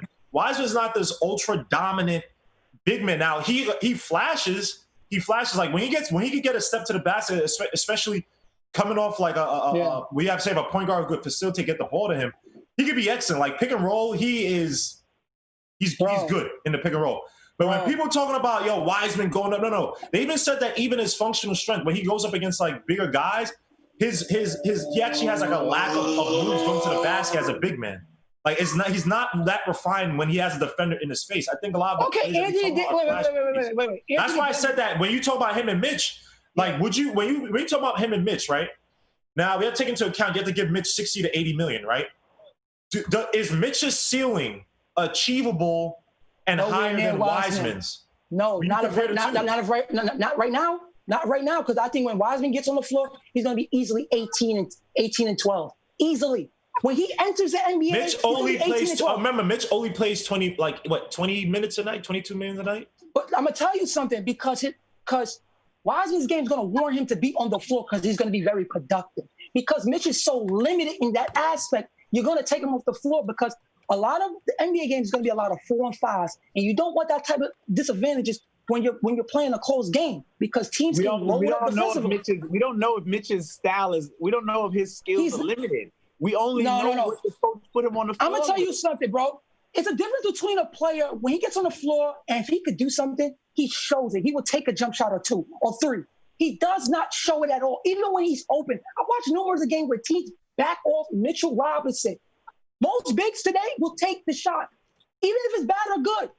I'm talking about a 7-foot center right now in college, that is offensive 18 and 12, bro. If I could take that and then bring him with Tom Thibodeau to refine this game, it's only going to get better. He can run the floor. He know how to kick out of double teams, and he's big. He's 250 right now. Hold on. But you're saying all the things. All right, hold up. Mitch can't run the floor, bro? Yes. That's what I'm saying. But he's not Mitch can. Only thing that you can say about Weisman is that Weisman takes jump shots. Now, I already put out stuff that's like, all right, all that stuff that Mitch Robinson's doing this summer, I don't really put stock into that stuff. I think it's all stupid for show. But if you could get a guy like, again, the guy they're bringing in from Kentucky, hopefully, because when you look at AD, you look at Cat, they both have jump shots, right? I'm not saying they didn't come in with that from high school, but they both have refined jump shots. Like AD has a refined mid-range game. He can hit the three. If Mitch, right? if Mitch came in like AD did, then I'll say, yeah, it's a little different. But if he could come and do that with Mitch, if he could come and do that with Mitch, because again, I think with Weisman, when I look at Weisman, I don't see this guy where I don't even see them be where it's like, yo, this guy's back to the basket skills of second to none. You know what's so crazy? No one sees. It's not bad. Hold on, one at a time. Hold on, one at a time. One at a time. If you go back to when Embiid was in Kansas, it was the same thing like Weisman. That's how they scouted Embiid. They didn't think Embiid was going to be this great. Like, you can go back. But he has a post-up game. Wiseman does not have that, bro. Bro, he has moves. Like, he has moves in the paint. I think he has. He may not have a defined post-up game, but he has some moves. He has. Oh, are you talking about? I'm talking about. And I already said that front face. But it's not that. It's not as refined as some people try to make it seem like. Yo, coming in like. This is what I'm saying. The development we'd have to give to him to get what we think will be better than Mitch. Is that amount of effort more than what we'd have to put into Mitch to get Mitch to be, say, a better shooter and whatever other parts of his offensive game? We just want him to take the shot. We just want if Mitch came out this year and gave me 15 and 10 consistently, or not a liability on offense, then I would look different. Because he's such a liability on different, I will always take an offensive big before I take a defensive big, because you look at Rudy Gobert right now, as good as he is a liability at times because he drops the ball. He don't know how to finish around the rim. He has trouble finishing around the rim. And teams destroy teams with big men like that because you could play 4 and 5 on defense. Literally, I would rather a big that can score in the paint, because when you watch playoff basketball, it's very few teams that is Golden State. Because people gotta take this. No one is Golden State because they have the 2 best shooters in the league. But when teams go against Golden State, it's always a big that give them a problem. If you're gonna beat teams like that, you have to have people that know how to get easy basket. And this is the type of guy that's going to create space for guys on his team because he's so big and is just going to want it. Because once he gets the ball, he's looking to go up automatically. He's not waiting. He's going up. He's going up to score. Mitch, at times, I've seen teams taken out of games. They take their alley hoop. Once you take the alley hoop from Mitch, it's over. It's over. It's over. I don't think this is the season. But look, my thing with what Mark said about James Wiseman is this: it's all related to Tom Thibodeau, and where Tom Thibodeau, the type of big man. I think James Wiseman is a little closer to the type of big man that Tom Thibodeau is maybe used to working with, throughout his career. He's just more offensively better. Now, I'm not saying that he's gonna say, hey, we're just gonna we got to go get James Wiseman. But if it's there and he's like James Wiseman or this guy, he might be like, okay, let's take him because I can work with him. Now, can they do a Twin Towers with those two? Somebody got to be able to shoot the ball in order to do that. Why can't one of the guys has to be an excellent passer, because it would be, and that would take off our reliance of a point guard. But I don't think people are thinking like that anymore. And because I remember the Nuggets had Nurkic and Jokic, and they traded Nurkic, right? My question is, what would be the problem of him coming off the bench though and being a seventh player that way? Wait, say again. Who coming off the bench? With Mitch. Like, why can't he come off the bench? There's not a problem with any one of the guys coming off the bench. But how would Mitch feel though? Like, you guys, you guys say that I am one of the foundations of this team, but now I'm coming off the bench. Exactly. Oh, no. And also, Mark, behind a rookie, you have to find out if you're going to pay Mitch. So if you have him come off the bench, how can you get validated? Because put it like this, we talk about certain guys going blah blah, and this would be a worst case nightmare, right? Mm-hmm. Mitch plays only 20-some minutes a night, right? And he goes to some other team. Yep. And he gets 30-some, 40, and they develop the things we're talking about, or they they give him that space to do that, and he becomes this 18 and 15 beast who could shoot 37% from 3, has a little mid-range, and has a little more moves besides just crash to the. Listen, if people think I'm coming after Mitch, right? If people think I'm coming after Mitch, no. I don't think coming after Mitch. Yeah, no. It's more about if we had. It's based on if we had number 3 pick, you take the best talent available. And in that case, he will be the best talent available if he's at 3. Because now I'm hearing Atlanta Hawks is looking at LaMelo. So we have competition right now. So in that case, Atlanta Hawks are looking at LaMelo Ball. Yep, they just Gamo, I'm gonna tell you why. Because as good as Trae Young is, right? As good as Trae Young is, are you going to be willing to pay him damn near 180 million at a 6-foot guard? As good as he is. As good as he is. I was thinking about that. I think that might be hot. I'm not saying you're lying. I just think it's like it might be a smoke because you. Okay. All right. Trae Young is probably one of the premier young, up and coming young point guards, right? To have that logjam because him and LaMelo both need the ball in their hands a lot. And Trae Young more so just because Trae Young the size, he's not going to be able to play off ball. Like it's not his game, right? No, it's not. LaMelo Ball and the LaMelo Ball's development is only going to come with the ball being in his hands because you can't make him an off ball type of 2-guard type of player coming in. LaMelo about with holding the ball. No, he's very good playing off the ball. You could run a lot of stuff for him. But the thing is with Trae and I've watched him. His passing has digressed as he came in the league. He became more offensively and not passing the ball. When you watch his games, he's not really making guys around him better. And I've heard throughout the season, teammates had a problem with him. It's more about his glory right now. With Trae. It's more about his glory. Yeah, more about his glory. But with LaMelo, he's looking to give the ball up. It's like with LaMelo, he's a different breed. But no offense, Mark. I mean, he was on the Hawks, and that team was garbaggio. So and I'll say this about Trae Young. I mean, he has to learn how to control this. But I love a player who says they feel sick. They feel sick to the stomach losing. I love that. The fact that he was like, I can't stomach this. He's 5'11". And remember when LeBron James came into the league? Remember, there's a video about all these Cavalier players like. Excuse my language, but Bummy Darius Miles talking about, I don't know about LeBron, man. You gotta. Because they was throwing you're Darius Miles mentality. Yeah, mentality. It was throwing his small four spot. So it's just like this. How Atlanta's looking at LaMelo to put with Trae Young is how I was looking at Weisman with Mitchell to have that young talent just in case this don't work out with Mitchell Robinson in the way that a lot of people thinks. And it's the same for Atlanta because number one, once LaMelo gets into the NBA, he's box office. He'll be more box office than Trae Young. Number two, he's more of a willing passer. He's more of a willing passer. He's more of a team player. Okay, and he makes people running better. So teams, and he's a 6'8" guard, continue to grow. So it's just a little different. His game's a little different from Trae Young that the Hawks like. Guys, let me ask you a question. Let me ask you a question with Mitch. As far as his jump shot, is it all in his head, or are the coaches and his teammates encouraging him to shoot? They probably don't encourage him to shoot. They don't encourage him. They don't have. I think it's opposite. Well, encouragement is a weird word because with this stupid team, we don't run plays.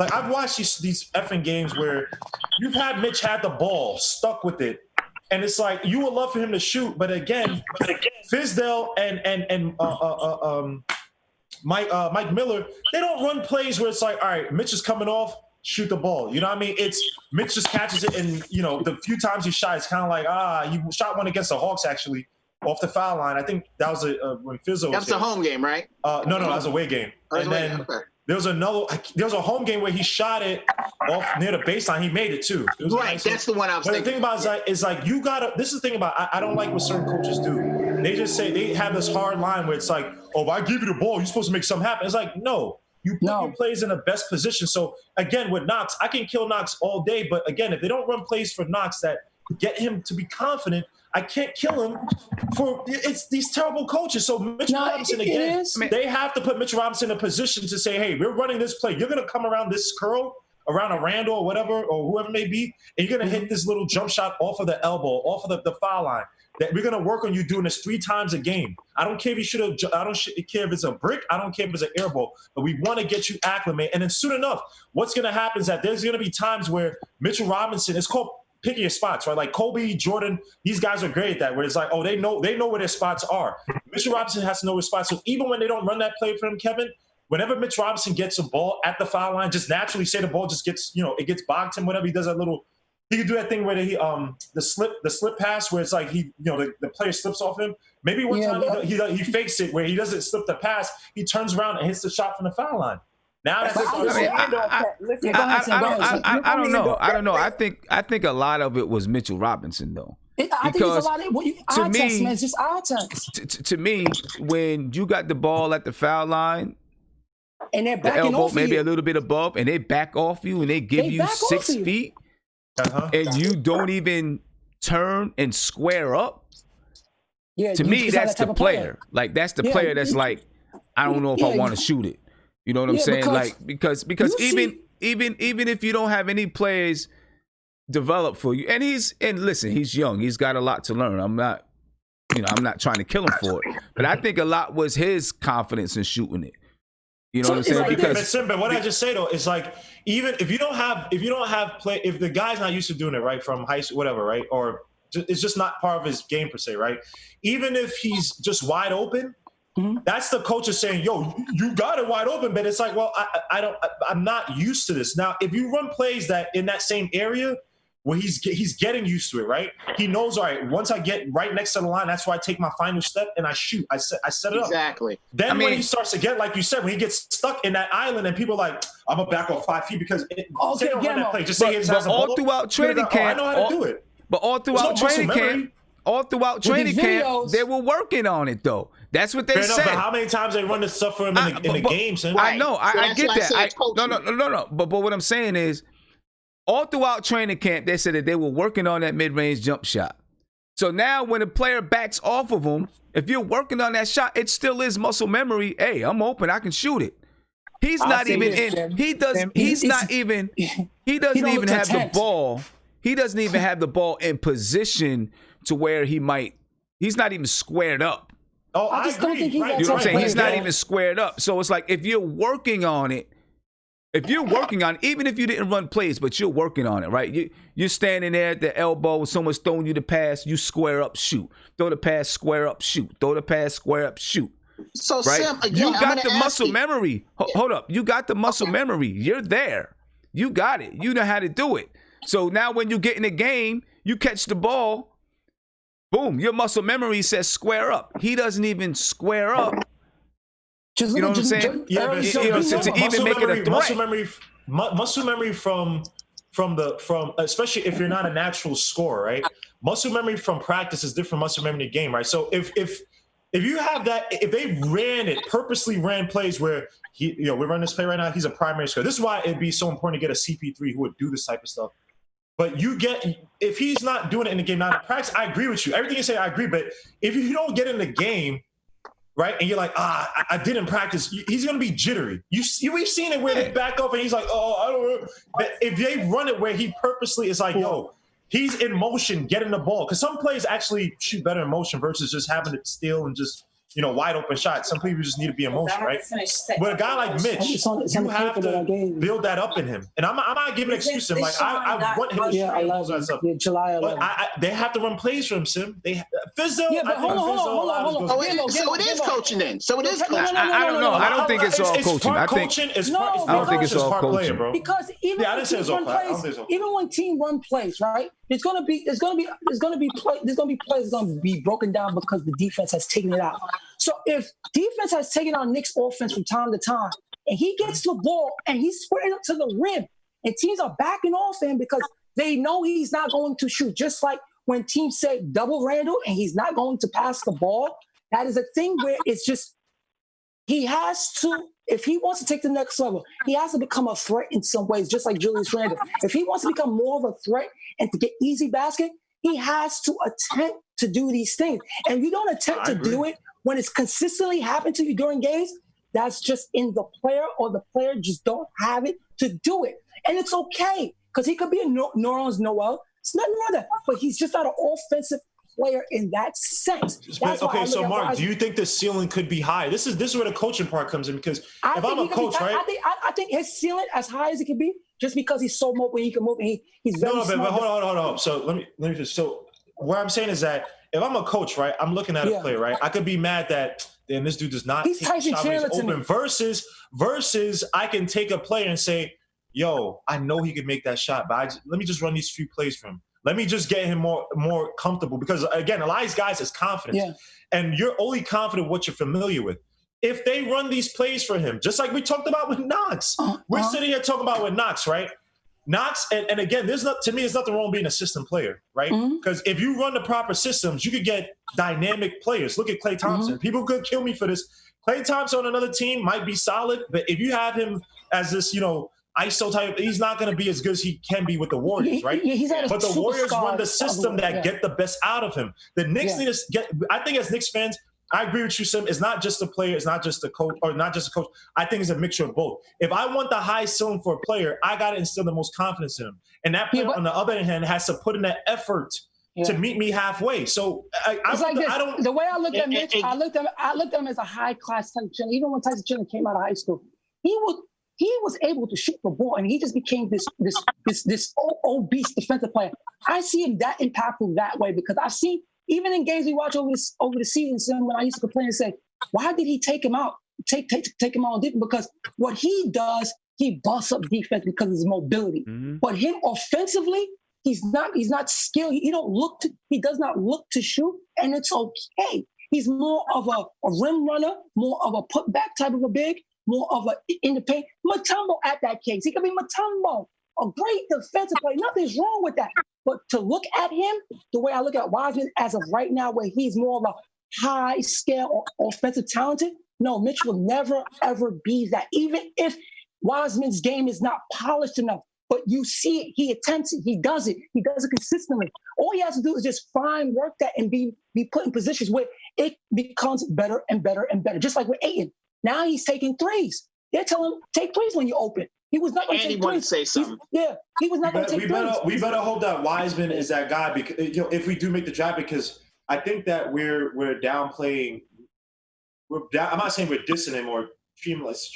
I just feel like with Mitch, it's like we have a position of potential strength in Mitch, and I think that Mitch, we get a lot from coaching.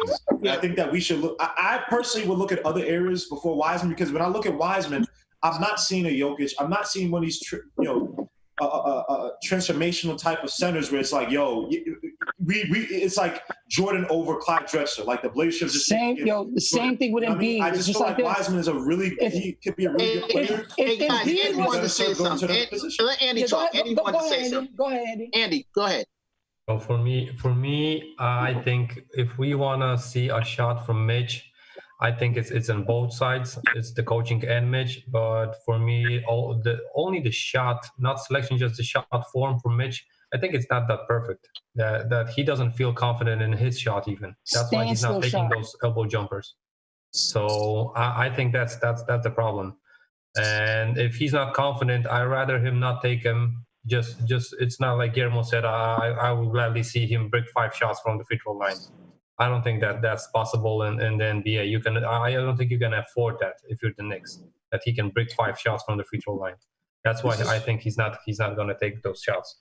This is why a Morris type of player was so important because I feel like if we had a center, I know we have a Taj Gibson, but Taj Gibson's not the same type of center mold, right? He's 6'9", which is like 7 feet, whatever.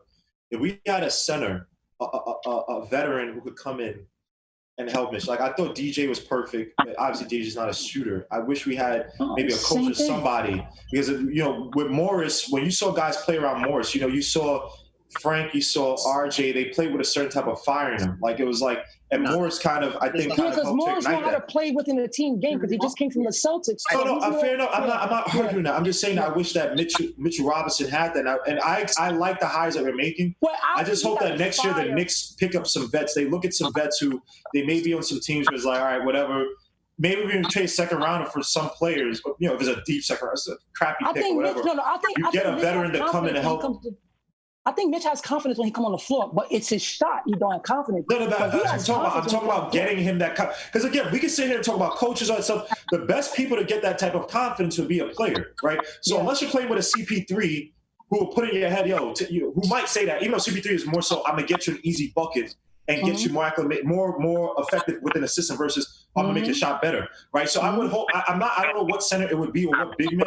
But I would, if the Knicks can find a big man, a veteran big man who doesn't mind playing minutes off the bench to help Mitchell Robinson get those type of shots from the foul line, from the elbow, to be like, hey, this is. Now you're right, Gilmo, because I was like, if we don't have the right veterans showing these guys have to see things done correctly from a player standpoint. It just can't be from coaching. because That's there's another nothing. reason. There's nothing to compare it to.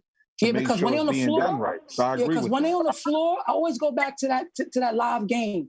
When Morris was on the floor, the young Knicks just played with just confidence that was so consistent that you just felt it. So sometimes a coach is good from time to time, but you have to have that one play that just squeeze it out of every single one. And you just watch Chris Paul and what he's doing for these forwards there, these young players there. Chris Paul. It just take when you have a veteran, just a player that know what he's doing from night to night consistently.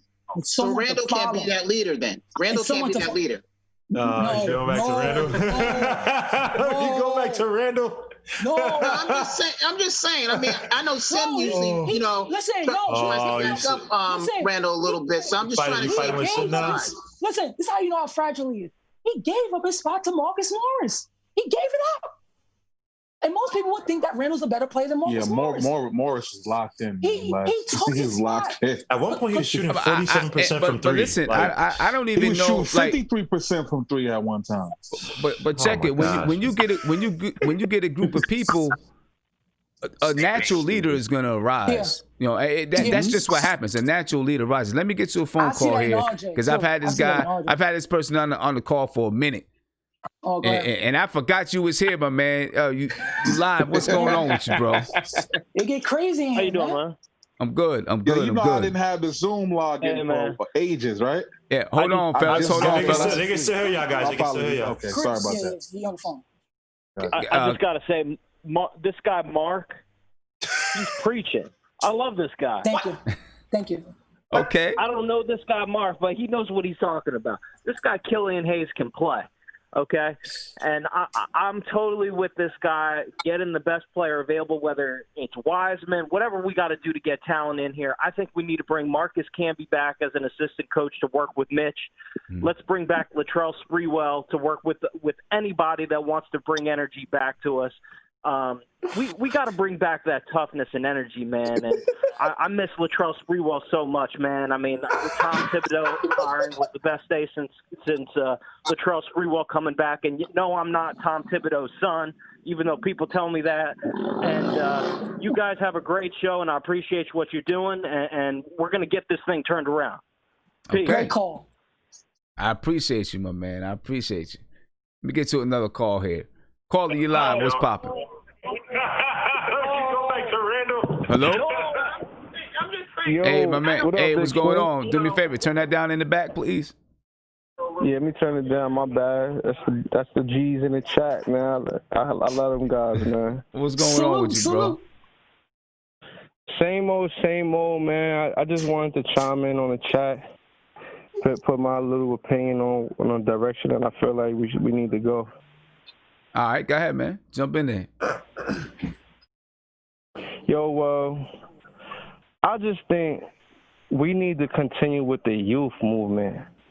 I mean, I think we need to center in on our young pieces like Knox, RJ, and Mitch. And I say we need to center in on them. I say that to say we don't need to focus in on like big name free agents. I don't really believe so, because I feel like they're gonna take away from the growth and development from the squad for real, which was really what happened this year. And if we don't develop none of our kids, like we never gonna make any steps as an organization to grow, to get better, so we could get the time where we need to put these pieces into place, like the big name free agents, where we could try to contend for a championship.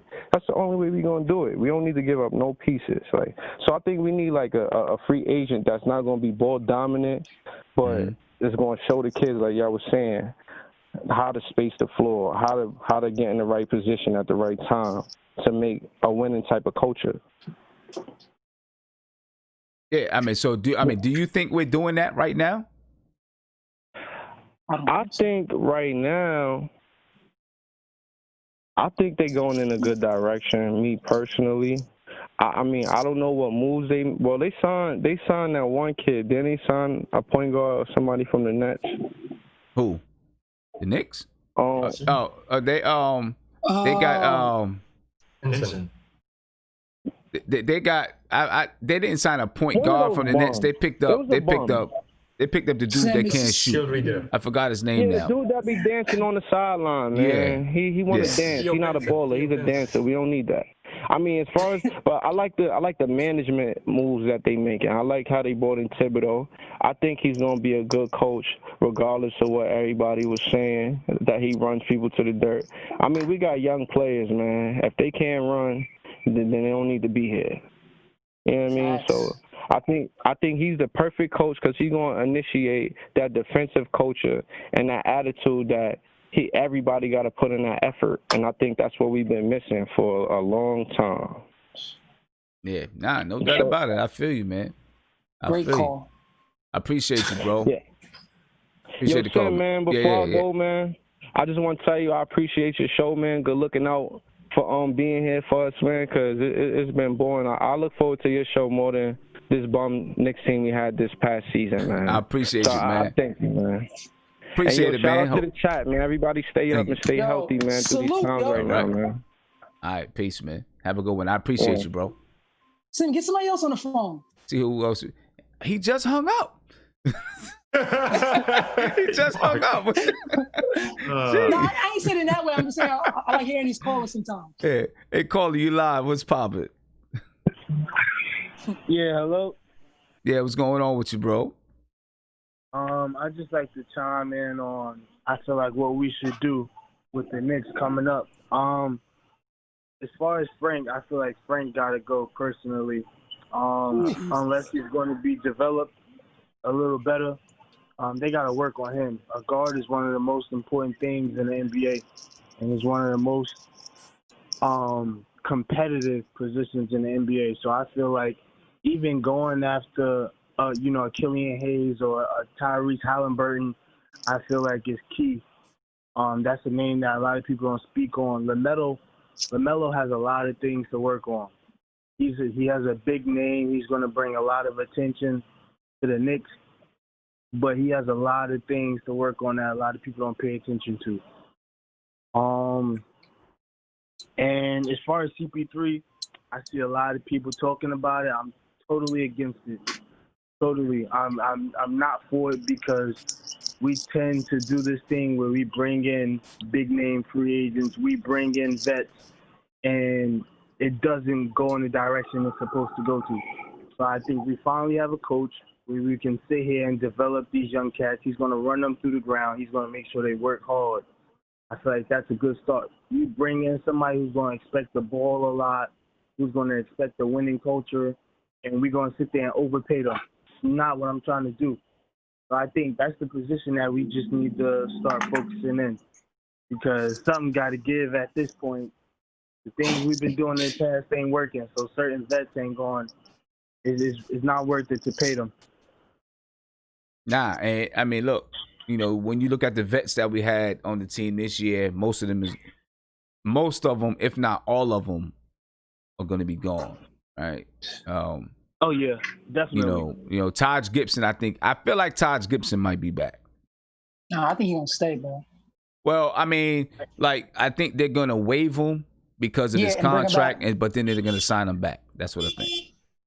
They could get him for the veterans minimum. I think that'd be perfect because he's somebody to be able to play the actual veteran role. He know to sit back when it's time and coach and teach the young boys how to go down low, get dirty, get a nice little mid-range when needed, and then he knows how to play the back seat. He knows what's expected of him coming on a team like the Knicks. So he knows he's not going to go in there and just go crazy and want to run the show because he's a vet. Right. I mean, he don't have the energy to get out there and try to run the show and play 30 minutes every night. Too. I think even somebody like a Reggie Bullock, I think would be dope to bring back just as a veteran presence. He has a great shot, great consistent shot. And we need all the guards we can get, honestly, especially after giving away guys like Trier.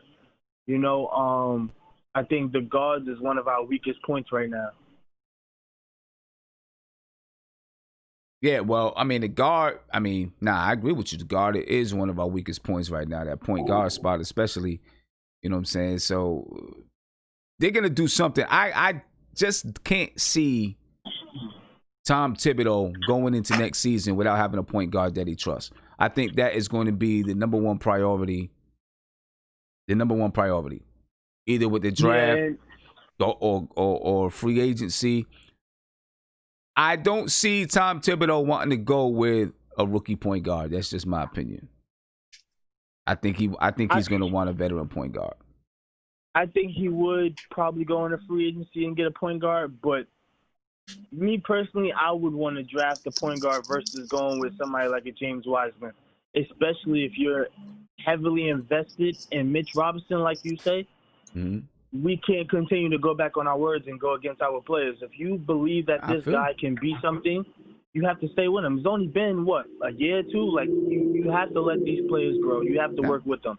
We haven't had a consistent system. So, if you keep changing the system every other year, you keep getting rid of coaches, how do you expect the player to actually develop or play to his strengths fully? So I wouldn't go to James Wiseman route, honestly. I'm with you 100%. I just said that about James Wiseman because looking at Tom Thibodeau and the way that he likes to play, James Wiseman probably fits that more. But also, though, like Mark was saying, and like some other people I think said in the chat, how tall is James Wiseman? 7'1". He's over 7 feet. Yeah, he's like 7 flat, I think, or 7'1". He's 7'1", 250. Yeah. I don't know. I don't know if we go that route with the first round pick, man. I'm saying if he's the last player, the last best player available, you take the best. That's all I was saying. You take the best player available at that spot if we land there. That's all. I'm not saying taking him with the first or second pick. We'll see what happens, man. Listen, I don't think that if the Knicks don't get one of the top 3 picks, I don't think they're just going to settle in with their 6th or 7th pick. I think they're going to be looking to do something and make some moves. Trade. That's what I think. They gonna trade. My man, I appreciate your call, bro. Good call, bro. Thank you, man. Appreciate it, man. Have a good one, fellas. Peace. Hey, I do want to remind everybody, or let everybody know that's listening, if you're a hip-hop fan, man, next Wednesday, we got DMC from Run DMC is going to be on the show. You know what I'm saying? Make sure y'all check in. Make sure y'all check in next Wednesday, 9 p.m. We got DMC on the show. It's going to be pretty dope, man. Sam, I owe you an apology for Reggie Bullock. I had to change your heart with him. Yeah. I remember. Listen. I can remember this vividly. Reggie Bullock was close to coming back, and I'm asking about Reggie Bullock. What do you think he's going to add? And Mark comes in, man. Why are we even talking about Reggie Bullock? He ain't gonna do nothing but ride the end of the bench. He ain't gonna make no difference on the team. He's just another vet that's gonna take time away from this player and that player. Why are we even talking about Reggie Bullock? Yo, could you just accept my apology? I'm coming to you as a man.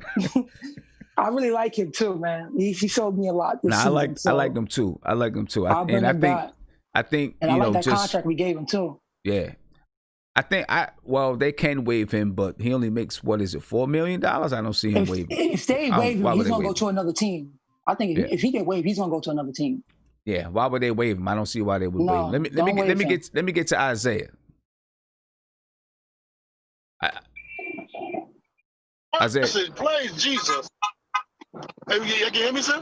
Yeah, man. I'm playing hot potato, bro. And Mark, shut up. And man, listen, I just want everybody to know I'm back home safe in Connecticut, everybody. I just want everybody to know I'm good. But no, you know what, Sim, though, man? I got a really strong feeling if the Knicks do fall out of the top 3 or 4, that we're definitely going to trade that 27th pick to grab LaMelo. I think that's going to happen, personally. Isaiah, how can we fall from top 3, top 4 where we're trying to pick 7th, bro? What do you mean, Andy? We're in the 7th spot now. No. But we got the 27th pick from the Clippers, so I think he's saying packaging 2 picks to try to move up. I think we have to pack a first-round pick. Value next year's first-round pick. Not that 27 to get LaMelo to go back down to get him at 103. Nah, our team's looking for this year's pick. and probably a next first-round pick. So it got to be one of those Dallas. To be honest with you, if I was the Knicks, though, Mark, I'm not giving away, especially the draft class that's supposed to be next year's draft supposed to be really, really good. I don't think the Knicks they're not gonna let people do that. But I do believe, like, and let's be honest, this draft class isn't as good as people think it is. No, it's not. It's very, very whack. They have a lot of. This draft is more about fits and positional players. There's a lot of good wings and shooters in this draft. A lot of them. Yeah, I'll be honest with you. I do believe if the Knicks do really want LaMelo, I believe that the pick that we land in the 27th pick will get it done. You know what I'm saying? Just to swap picks and get the 7th pick. Isaiah, in all honesty, I don't know what the Knicks want right now. They're so unpredictable right now. I don't know what they want right now in the draft. Honestly, that's how I feel right now about them. That's how they moving. Well, this COVID kind of messed everything up. Yeah, it messed everything up. But let's say hypothetically we do get in the top 3. I also believe that this COVID would help the Knicks. You know, just because a lot of players are going to fall that didn't get to show up in the tournament this year. So there's going to be a couple players that's going to fall if the 27th pick, if we do land in the top 3 and get LaMelo. I do believe that 27th pick is going to be a really, really high value guy. In between, you know, Tom Thibodeau, Scott Perry, and those guys, I believe they'll definitely find a real value pick at 27 if we don't trade it. I'll say this, Andy. If Detroit are the Hawks in front of us, we ain't getting LaMelo. So but let me ask y'all questions. Let me ask y'all questions though, fellas. Because I'm thinking like what Sim said earlier. I believe that Tom Thibodeau, I agree with that. He wants a veteran point guard. So the only thing I could see us packaging something for is that. I think if LaMelo's not on the board. When we get to pick that first pick, I don't believe we package up anything to get him. I believe we would do that more for Chris Paul or a veteran point guard as opposed to doing it or a young player. No, I think more of a young player, not a veteran guard. We don't do that for. I don't even think they're going to trade up to get LaMelo. Because I think in this draft we should get some shooters. I think we should get like a Sadiq Bey, somebody that can shoot on the wing, man. Okay, Kareem. All right. So Kareem, let me ask you this. If we don't get a point guard, how comfortable would you feel about Frank Ntilikina being the starting point? He can't be full time. I believe with this. I believe that we're gonna package something up to get a veteran point guard. I don't see any of these young point guards running the point. Yeah, if the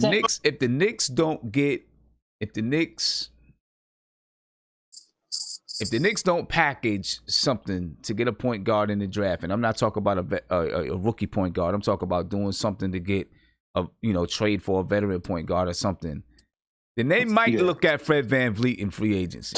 Oh. That's just what I think. I think they might look towards him and say, you know what? Yeah. Get this guy a shot. They might look towards him in free agency rather than trying to trade for Chris Paul's $40 million contract. Yeah, that's kind of because I'm gonna tell you what. I was watching Chris Paul before the show. OKC's not gonna give him up that easy. I'm sorry. Yeah. I was watching it. He's cooking right now. Yeah, I'm watching. I'm like, they're not gonna do it, bro. Yeah, he's in MVP talk right now. Sam, let me ask you this: do you think VanVleet can be a starter? No. He's always, okay. Not by himself. Not by himself. He can't be a guard by himself. Not a full-time guard for the Knicks. He's not a guard. He can't be a guard by himself. He needs an off guard to play off of. He will get torched. Like torched. I said this in the chat, Sam. It's okay for VanVleet to have bad games playing for Toronto because at the end of the day, we're not going to be saying, "Oh, VanVleet had a bad game tonight." And if he came to the Knicks and he's a full-time guard, they're gonna run him through the mud. It will be a catastrophe. And he is 5'11" and going against all these other guards. Nah, I said we can't. He plays off of Kyle Lowry. Like Kyle, you need a dog. Guillermo, he plays off of 4 stars, all stars on that squad. But I'm talking about just like in the backcourt. Like if you need, he does. You're right. You need somebody else who can take the attention off of him. Where they're not going to double, because you can literally have. Remember when who's this dude that used to be on the Heat with the flat top? I know it's about Norris Cole. Remember when Jeremy Lin was feeling himself and Lin Sanity happened, and when they played the Heat and Norris Cole shut him down. It was just him. It was Norris Cole too. And I can imagine if we had Fred VanVleet and we didn't have another guard to basically take the point guard duties and be that dog, because Fred VanVleet is a great shooter, so he plays off of an aggressive guard. I can imagine games where they shut us down by just trapping him up top as soon as he crosses that half court line. Just because he's small like that, and come on, man, we can't throw big money at him like that. But you know what I think. But you know what I think we're gonna do, Sim. I think that point guard is gonna be an issue for us. So what I see us doing more this season coming up is having more the guards move off the ball and having a big that can, stand up top of the key. Pass? Listen, I don't disagree. Hey, but check this. I'm telling you. It was supposed to be Randle. Julius Randle has shown that he can pass the ball. Yes, he has shown it, but he's also shown that he wants to play things his way. No, so when you have, but they didn't use him. You had games where the simple pass. They did not use. You're not doing that with Tom, though. Yeah, and they did not use Julius Randle at the elbow trying to make passes to cutters. They did not use him that way. They tried to use him as a point forward, handling the ball, bringing the ball up the floor. That's two different things. Yeah. You know what I'm saying? Yeah, transition and so let me ask you a question. Coming down the lane. If OKC don't give away Chris Paul, right? Yeah, I don't think they're gonna give. I was watching it. I don't think they're gonna, bro. So let me ask you a question. We could end up just taking Schroeder, because Dennis Schroeder, he could run an NBA team for right now. Because if the Knicks can get as a starter, yes, I've been saying that since he can run. Now he can run an Summer NBA League team. Atlanta. He can, because right now those three guards in that team are fourth quarter finishers, bro. They are fourth quarter finishers. They finish with those three guards, and they're one of the most effective guards in the league. Solid stat. You take him for the year. Going into next year draft, that's when we're able to get whatever. If we're in the lottery again next year, then there'll be a more value spot to get a player that can really fill that point guard role or another special player type of role. Because right now, I'm not taking Fred VanVleet because he's going to look for 4 years, right?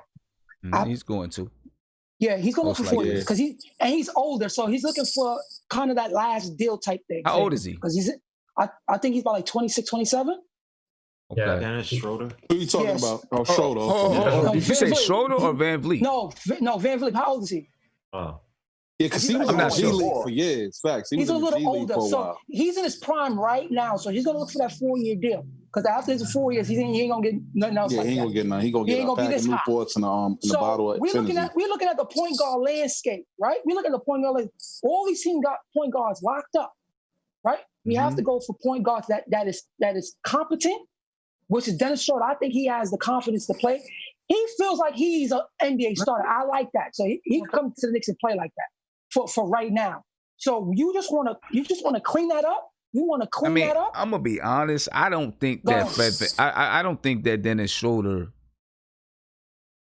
I don't know. I mean, I have more confidence in him running the team than Mark. My only problem with Schroeder is that I need someone you get him. When you go ahead, Andy. Commands the respect from a guy like Julius Randle. I've watched Dennis Schroeder, and I just don't feel like he's a lead point guard that can demand guys to do this and do that. I just don't feel like Dennis Schroeder is that guy. Yeah, me too. But Sim, like I said before, though, Sim, it's gonna be a lot of sets where they're gonna have Taj Gibson. Yeah, I agree. And move, have the guards moving off ball and some. It's gonna be a lot of cutting. Yeah, this is gonna be a lot of movement. That's what I see. Yeah, and Kareem, but Kareem, that's why I think, and I know what everyone is saying about Fred VanVleet, and I don't know what his,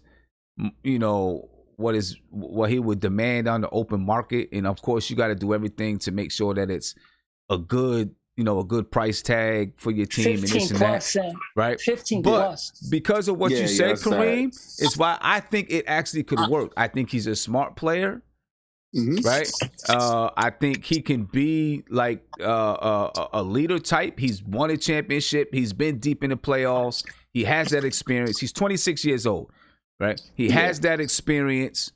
And I do think that they might run a lot of stuff where you see, I'm sorry, people not going to like it, but you see that lead guard come down and throw the ball into the high post, and then that lead guard runs to the corner, spot up for 3. I agree with that. Yeah. So I think there's going to be I think we might see a lot of that. I have to ask this again.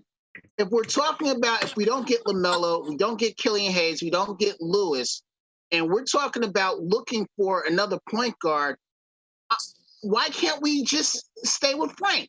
Because he's not a full-time guard. Why not? Why not? Because what are you asking your point guard to do? What are you asking your point guard to do? I'm zooming back. Listen, what are you asking your point guard to do? Listen, I want my point guard to drive on almost every pick and roll. Frank does not do that at a high level. Sorry. That's just the fact. He wasn't like that in FIBA. He's more of an off guard. If you see a guy playing, listen, if you see how he played in FIBA, that is the Frank that he is. That's the type of player he is. That's the type of player he is.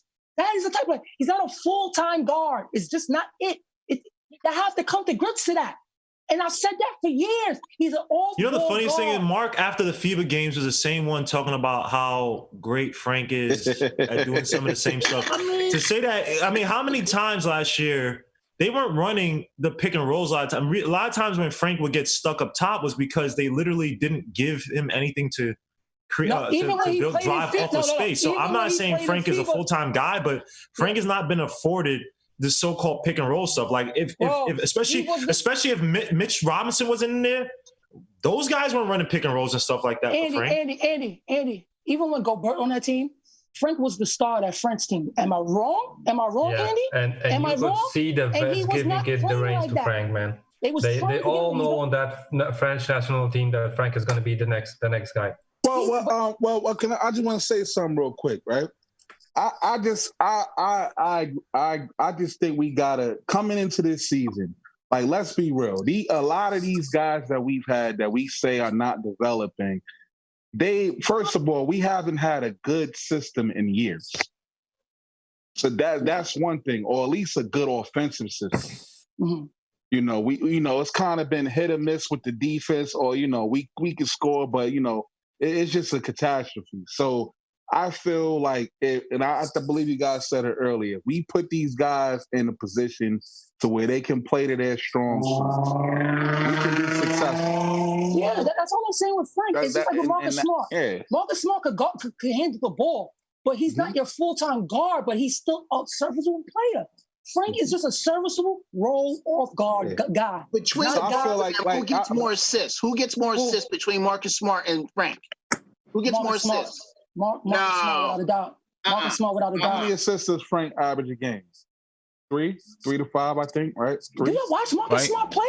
Well, it's also, you can't just look at assists. You have to look at potential assists too, because we don't have guys who can execute. Like, we don't have the scores that the Celtics have. So Marcus Smart. I was going by the question. Wait. I'm just bringing the argument because we're talking about if we don't get these guys in the draft and who we're going to look for, what they're going to command. We just have somebody sitting right here that, if following under Tibbs's, leadership or whatever he's going to do, I think Frank could be that person. That's if. Wait. But That is if we're still looking to upgrade our point guard position. We have something right here that we can work with. That's all I'm saying.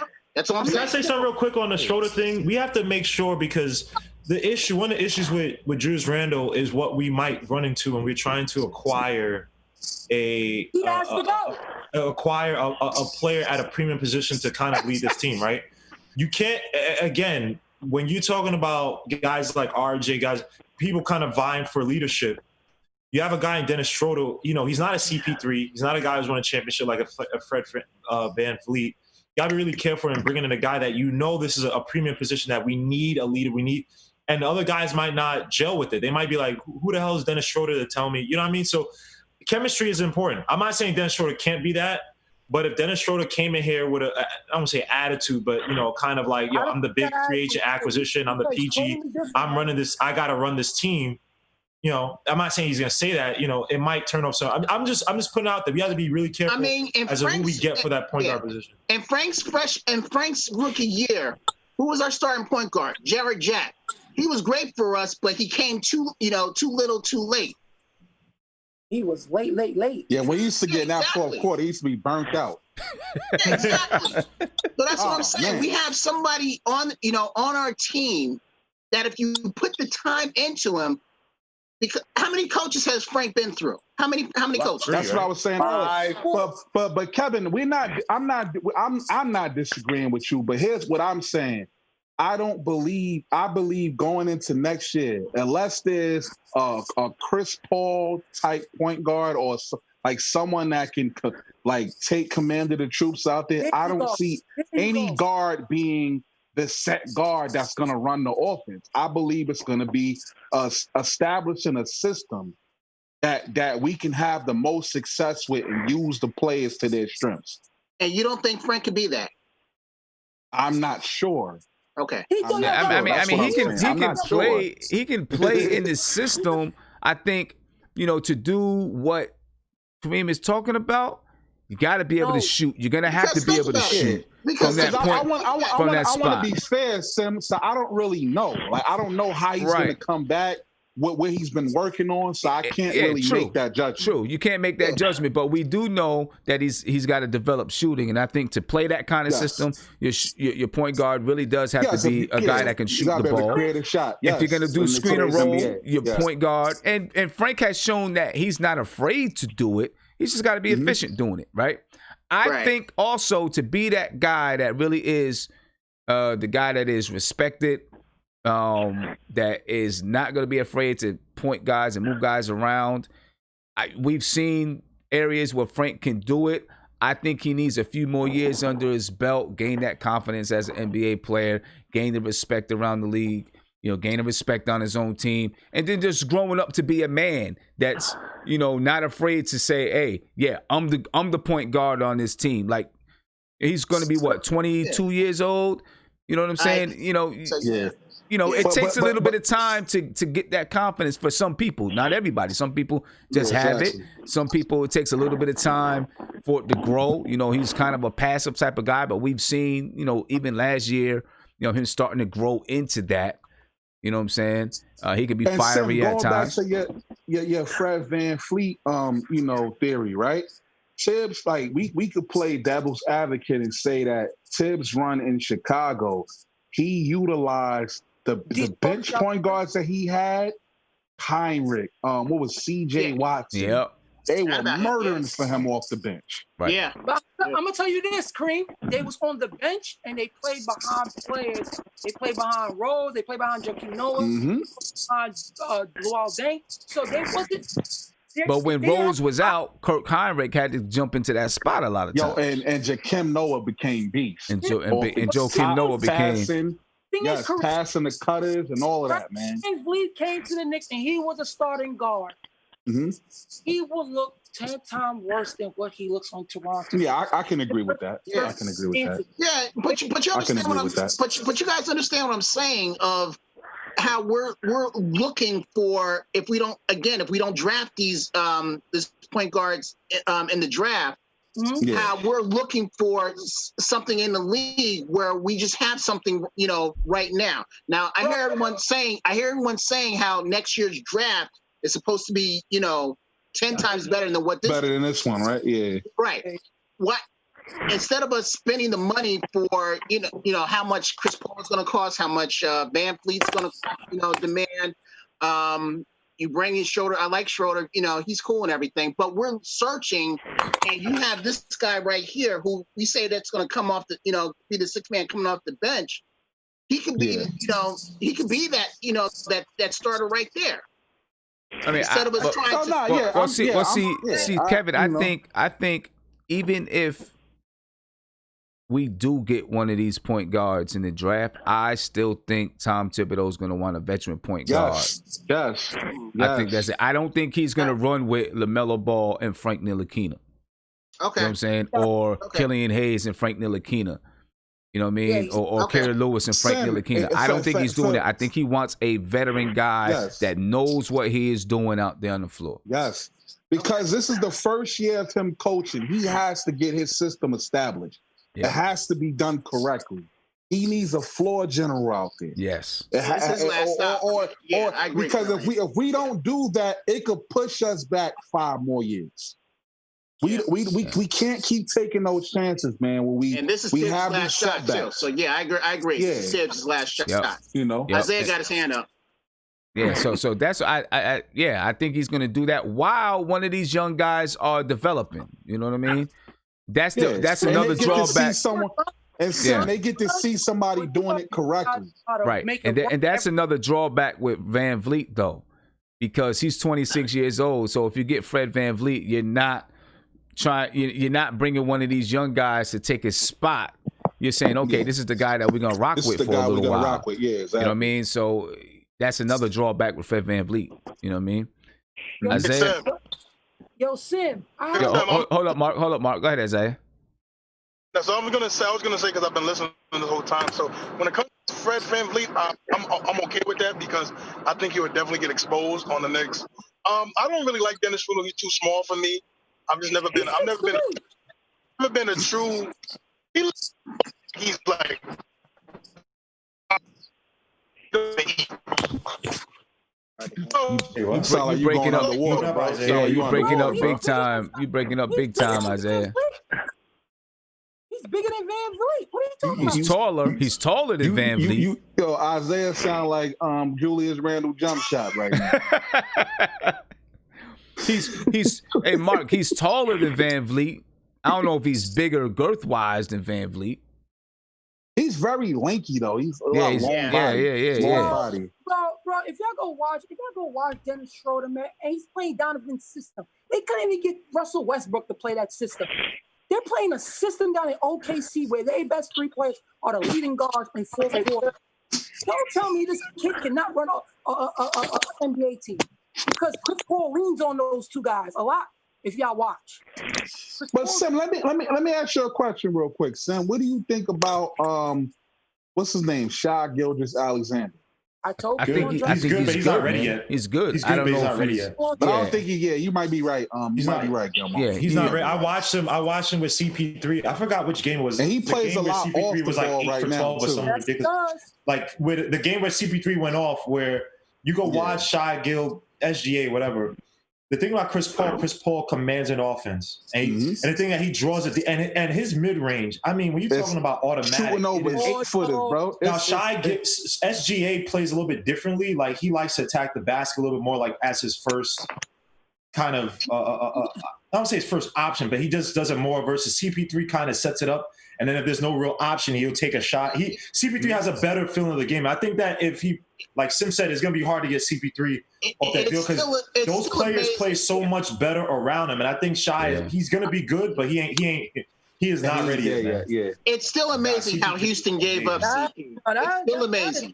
I texted you guys in a group chat. I was like, Kev, you see what they was doing. You see what they was doing.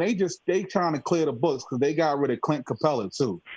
They trying to get some of that money off with her. But I definitely agree with you though. Yo, Sim, I'm telling you right now, I think OKC is going to be a big player in this year's draft because I think they're going to move on from Steven Adams. I think they're going to move on Steven Adams to get Weisman. I think that's a big place for them. They collect all these assets. They might. A young player. They might try to do that. Hey, let me get to this caller. Yeah, because his contract is astronomical, man. Steven Adams. Yeah. Ooh. Hey, caller, you live? What's poppin'? Yo, what up, Sam? How you doing, bro? How's everything, man? I'm good, man. How you been? Good. Actually, you kind of stole some of what I wanted to ask. Was basically, would you still go maybe try and trade for or sign a veteran point guard even if we draft one early? Would you still want to do that? Yeah. Right. That's what I was saying. Definitely, I think that.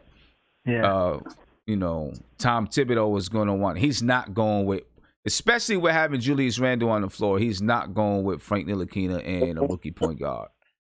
Yeah, so you would still maybe try and trade for maybe a Chris Paul or sign a Van Fleet, even if we get, which we probably will, get a point guard with our top 10 pick, you would still, right? try and go there's drawbacks with both of those, of course. Like I said, I was watching Chris Paul with OKC today, and just He makes everything hum. He makes everything go.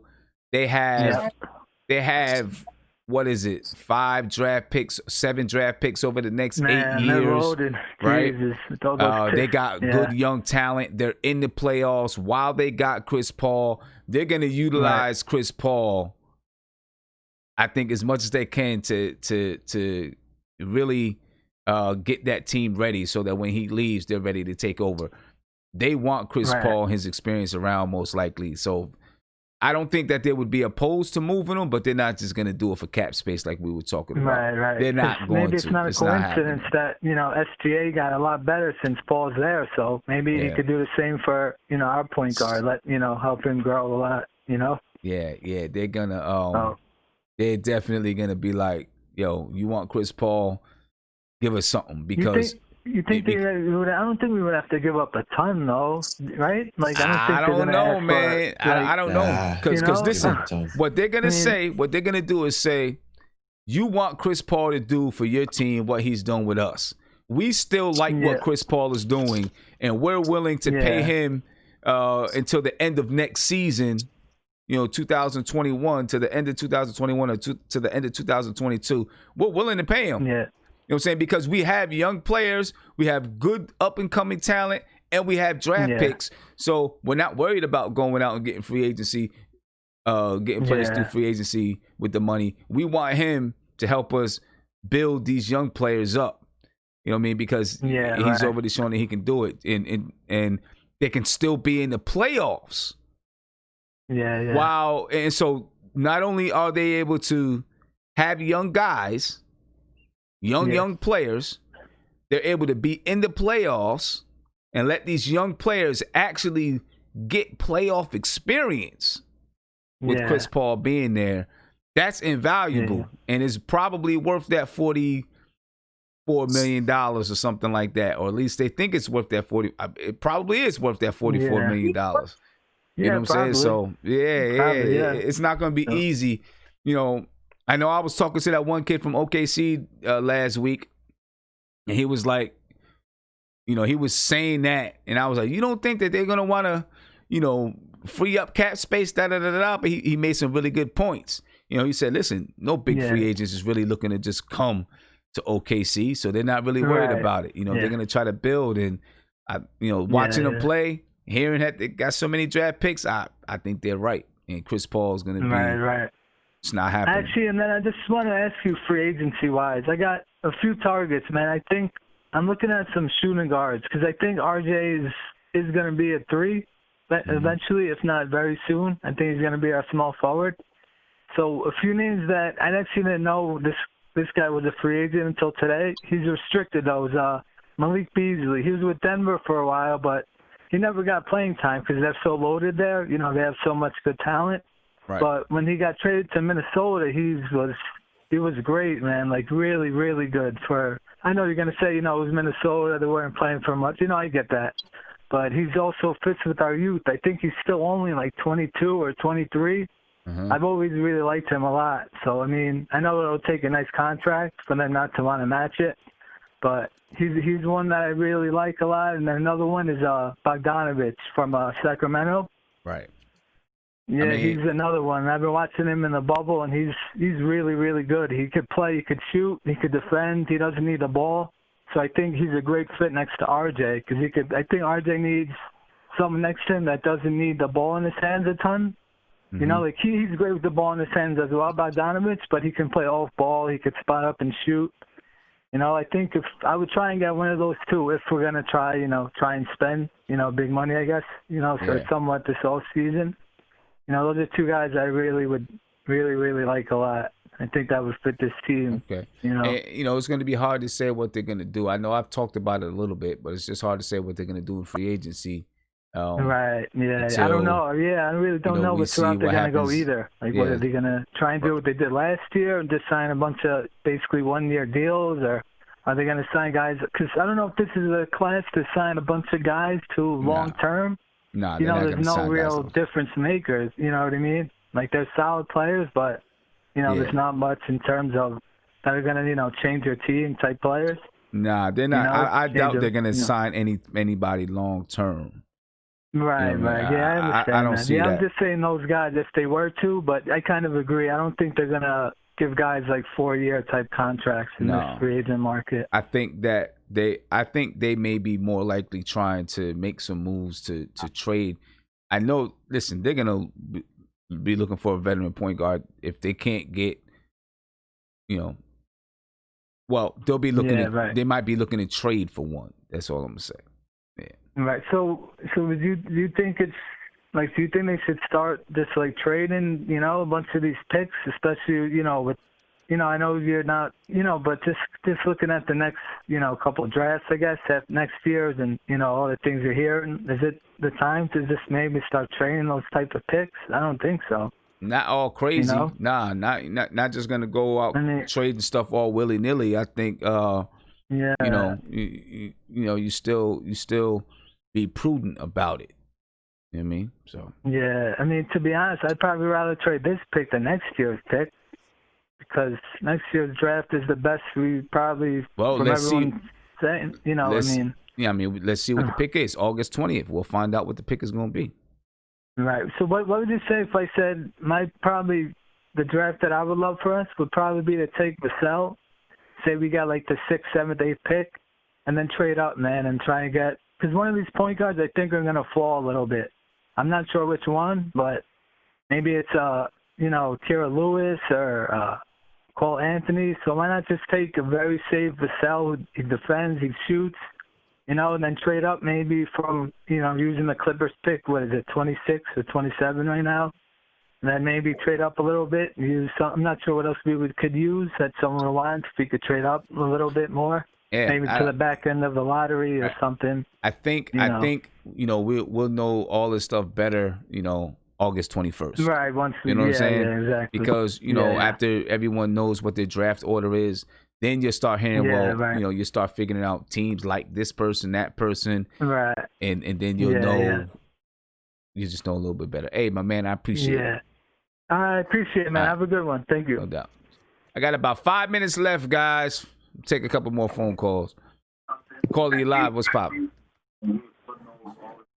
Yo, what's going on, brother? Yo, what's going on, man? Yo, I just wanted to, let me speak my opinion real quick. All right. I just wanted to speak my opinion real quick. I'm watching y'all right now on the TV and everything. I ain't too loud, right? I ain't too loud enough? I can hear it a little bit in the background, but you're good. All right, look, check this out, right? You know what I mean?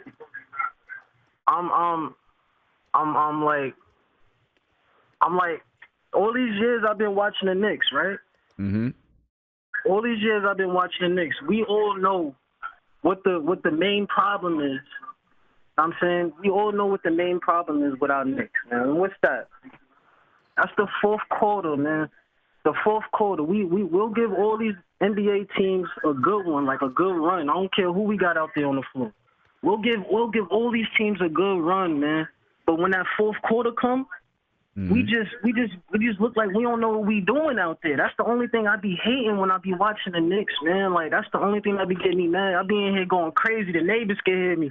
Like, you know what I'm saying? Like, but when that fourth quarter come, it's like we all just crush, man. Like I got a question for y'all. Like, I mean, who y'all think? What good piece you think we could bring to New York that's going to help us in the fourth quarter, man, because we good. Everybody that we got right now, I can say that, all right, they're going to hold us. Even Randall ball hogging, you know what I'm saying? They're going to get rid of him, but, I'm just saying, like, he held us down to the fourth quarter, came. But when everybody, just like my man Kareem said, when Jack was out there, he ran out of gas. Like, you know what I'm saying? We gotta find that fourth quarter piece. That player to keep us in the game, man, like to the ending clock, man. Like, I don't think you're gonna pick one up out of free agency, right? Are you gonna find somebody like that in the draft? I don't know. I think maybe if you don't get that one player that can do that, and hopefully RJ can develop to be that guy. You know what I'm saying? Then you got to let your system do it. And you got to have a point guard that can run that system. Then you let your system dictate who gets that open shot. Even Alfred, our boy Payton is holding it down right now. Y'all mentioning a lot of point guards, this and that. But as the season was closing, though, Payton was holding it down. Like, Payton was doing some real good things. Like, even Chris Paul, everything Paul can do right now. I mean, Chris Paul, everybody's talking about Chris Paul. Do we really need Chris Paul? Because he gonna be going in the next 2 years, 3 years, man. Like, I mean, Tom Thibodeau came over. Let's talk about him trying to bring Zach LaVine over here. I mean, all right, if we get Zach LaVine, is that really our fourth quarter piece? Like, is he going to run out of gas in the fourth quarter? Like, who's going to be our piece in the fourth?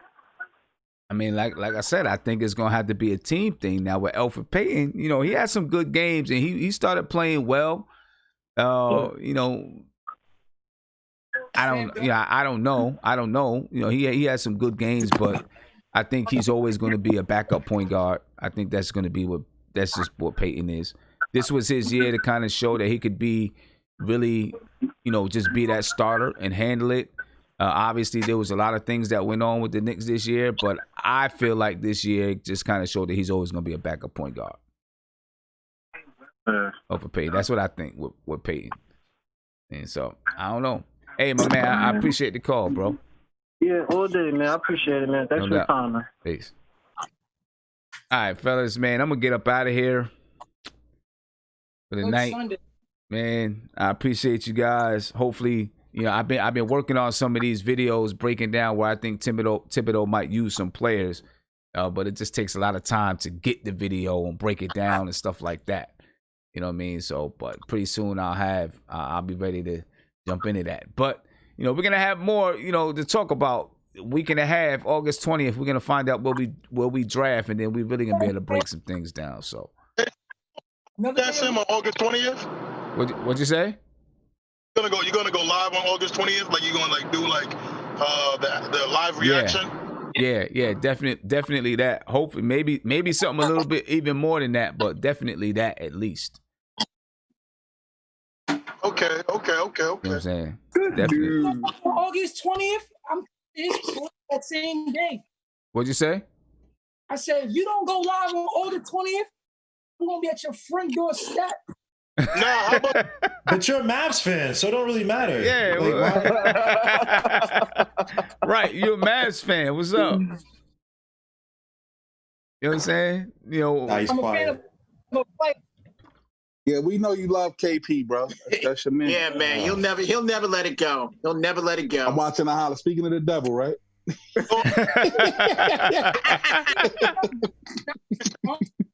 Good one, Kareem. Good one. Now I'm watching Frank Ntilikina highlights against them. Right. Having to be against the Mavs. You said, Isaiah? You look like you work at Smart Tech right now, man. You look like you work at Smart Tech. I lost 60 pounds, man. Oh, that's what's up, man. All right. Congrats, man. Congrats. Yeah, I just went to a bunch of COVID parties. I got sick like 8 times, and I'm good now, baby. I'm out here. Yeah. Hey, man. I was like, here we go again. Hey, Sam, sportscaster. Next week, I'm doing a couple videos. Hopefully, I get to do Andy. I want to do a joint one, but I got a couple videos I want to do. I want to talk about, what's coming up August 20th, about, the draft and who the Knicks feel like we're going to, how the fans feel we're going to do. I'm doing like a question and answer, see how people feel about it, So I'll definitely love for some of y'all. If you can have me on as a special guest, I'll be on. Do that on Sportscaster. We are a team.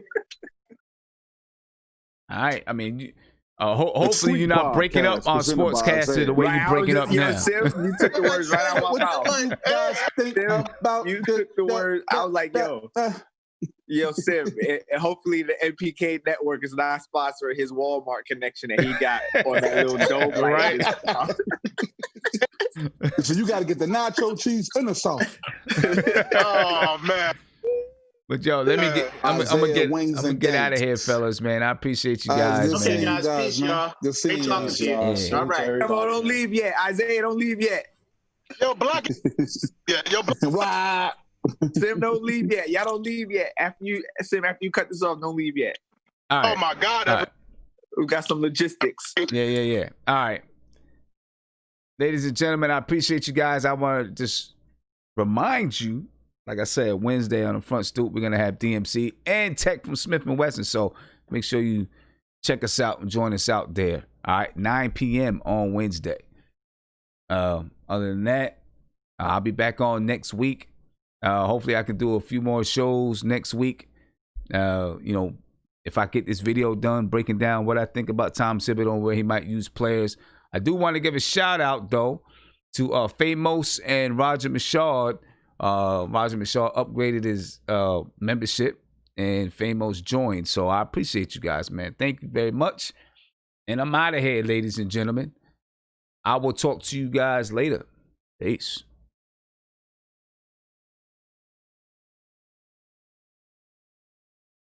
Shit.